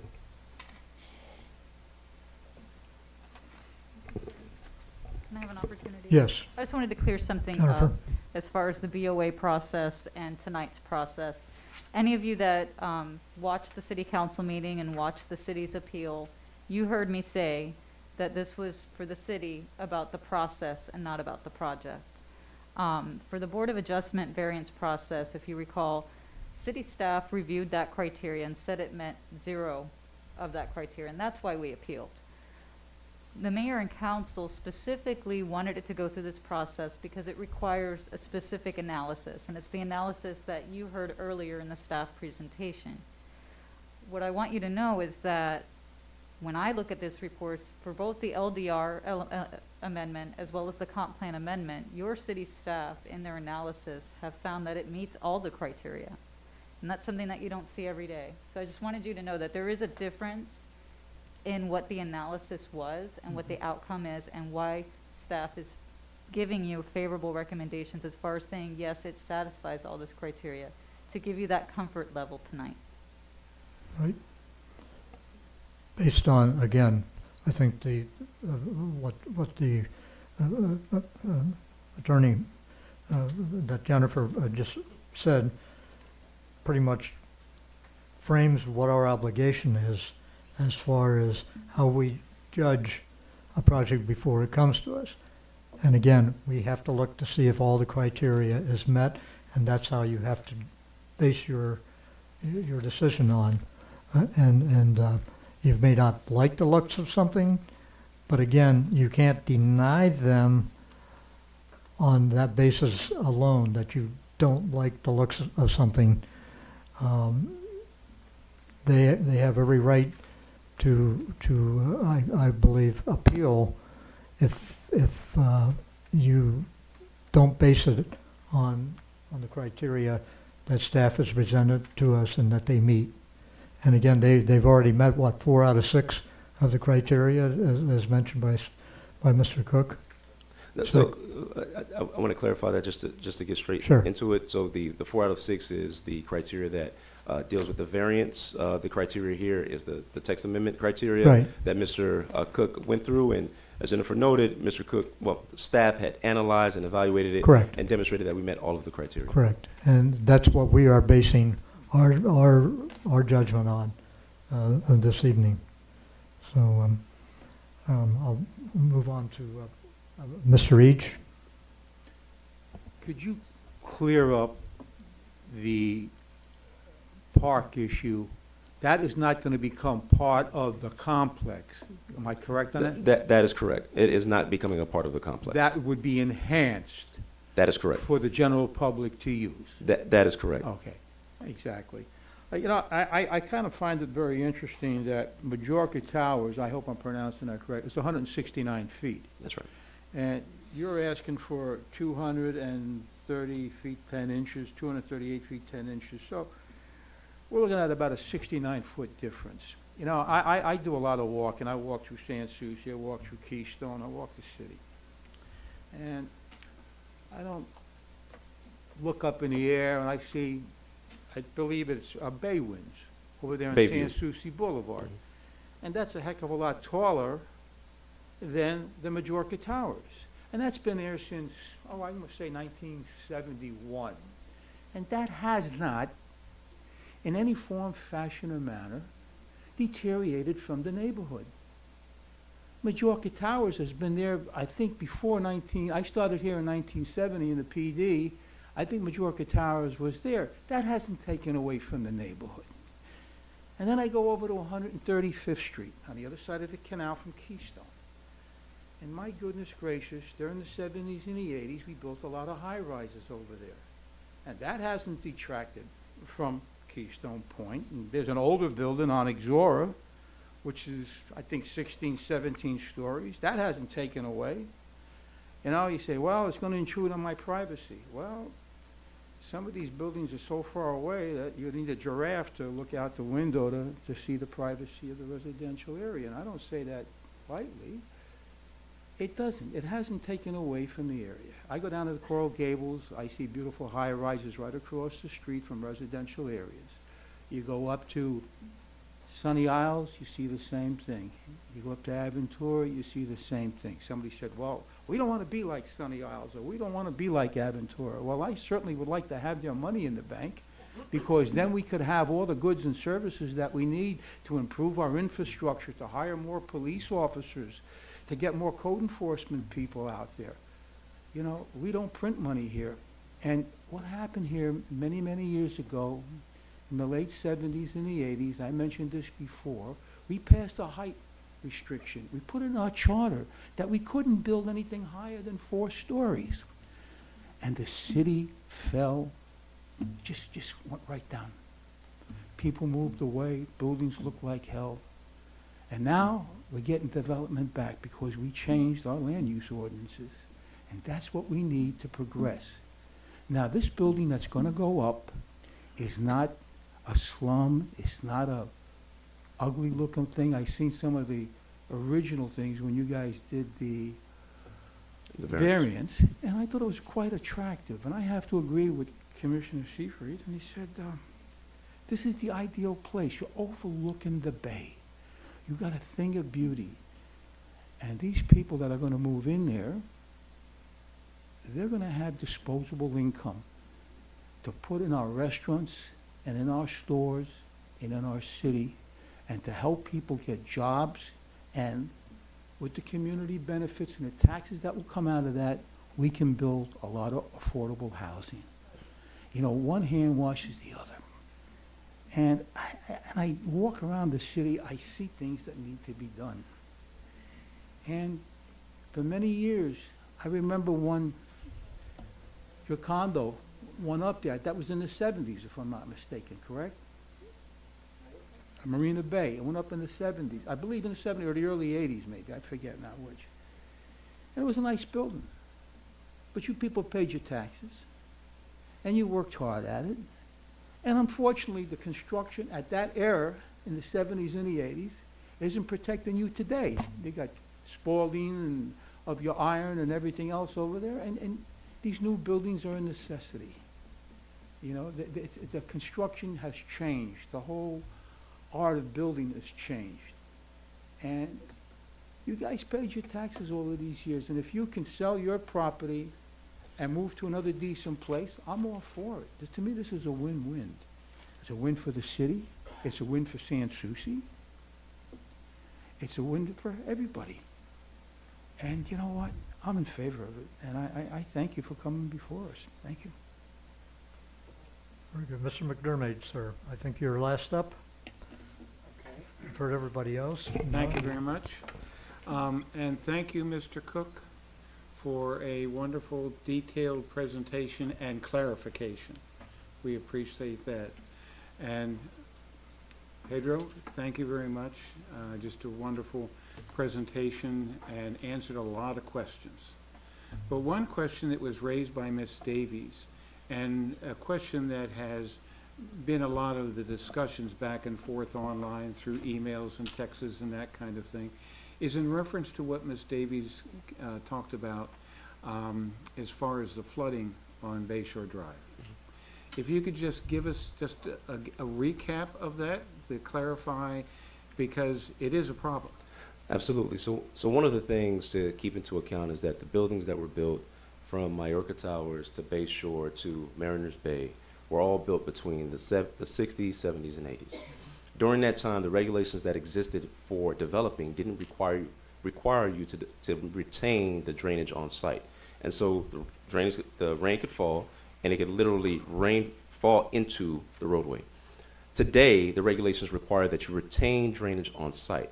And so the redevelopment of this area will help to ensure that, one, that it's improved because you're going to have to maintain all of the drainage on the site, and it's no longer just going to flow into the roadway. But in addition to that, it's going to help to provide for substantial benefits because they're going to have to pay impact fees. And when they come in with actual taxable dollars, those are going to create unrestricted funds that can be utilized to improve roadways, improve landscaping, and improve anything that the city determines is necessary as a public benefit. But specifically to your question, as a rule and as a legal regulation, they're going to have to accommodate the drainage on site and not allow it to go into the road. So it's going to substantially enhance that. Thank you very much. My pleasure. Thank you, Mr. McDermott. So we're about to go ahead and take a vote. I will summarize my feelings very quickly. The last question that I asked Ms. Warren to clarify, it's the same way that I pretty much vote on anything that comes before us, and that is kind of a clinical approach, and that the petitioner met the criteria that the staff asked them to, and that's all we could ask of the petitioner to do. So having met those criteria, or at least 4 out of 6, as was indicated, and I believe you pretty much have agreed to all the criteria that you presented. So just one clarification. I don't want to continue with the confusion. The 4 out of 6 related to the collateral process for the BOA. Right. We've met all of the criteria under the Texas standard. Right, that's what thank you for clarifying that. Pleasure. So now, question to Counselor. We're about to vote. Shall we vote for both packages at the same time, or shall we vote on each item separately in order to? You have to vote on each item separately, and you have to do the comprehensive plan amendment first. Right, okay, so now the comprehensive plan is item 1784, Yes, correct? So that's the first item that we would be voting on. Mr. Chairman? Yes, Mr. McDermott. I'd like to make a motion to approve. Okay, there's been a motion for approval and a second by Mr. McDermott. And this, Ken H., I'm sorry. It's a long night, folks, I'm looking at the clock. So this will be a roll call vote. And Madam Secretary, if you could, please. Okay. And this is, again, this is for PC 1784. This is our 1784. first item we're voting on. Yes. By the way, it was seconded by Chief Each? Yes, second by Chief Each. All right, so, Kenneth Commissioner Each. Commissioner Each. Sorry, Chief. You'll have to forgive us. Mr. Each, being the former police chief of North Miami, I still refer to him as Same here, chief. sorry.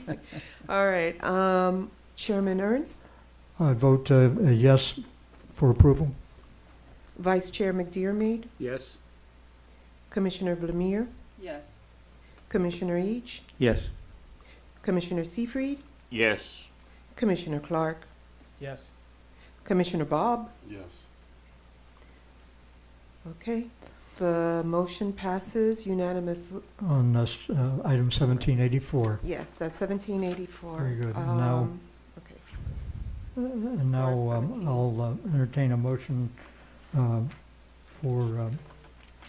approve 1783. Mr. This would be the Chairman? text amendment, I believe. Mr. Chairman? Yes. In PC 17-83, a motion to approve.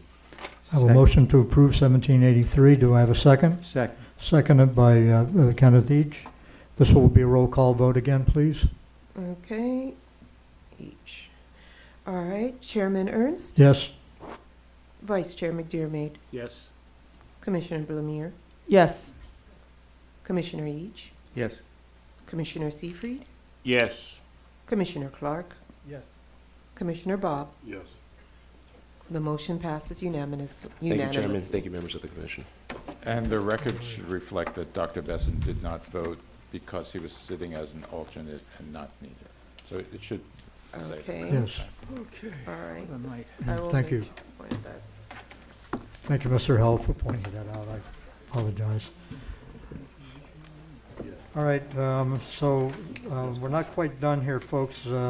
Let's move down to, if we could hang in there for a few more seconds. Mr. Bob, Mr. Each, we want to finish up here. Do we have any committee reports from staff? Any committee reports, sir? Thank you, Mr. Chair. No reports from staff. Thank you very much. Old business, do we have any old business before us? No, sir. Very good. New business? Any new business that we No need new to business discuss? as well. Very good. And I guess our next meeting, again, we did mention that would be May 7th, and it'll be a regular meeting, May 7th, 2024. And at this point, I'll move for adjournment. So moved. Moved, and, Mr. Chairman? yes. Mr. Cook? Yes, sir. Yes, sir. Thank you again for a wonderful presentation, very detailed. We appreciate Thank you. it very much. And we appreciate your patience for us having to go over each item meticulously. We wanted to make sure that we got all the clarifications that we felt necessary in order to make our final determination. Thank you, sir. You're welcome. Thank you. And we are adjourned. Very good, folks. Good work. It was a tough one. It was a tough one, and I appreciate everybody's points.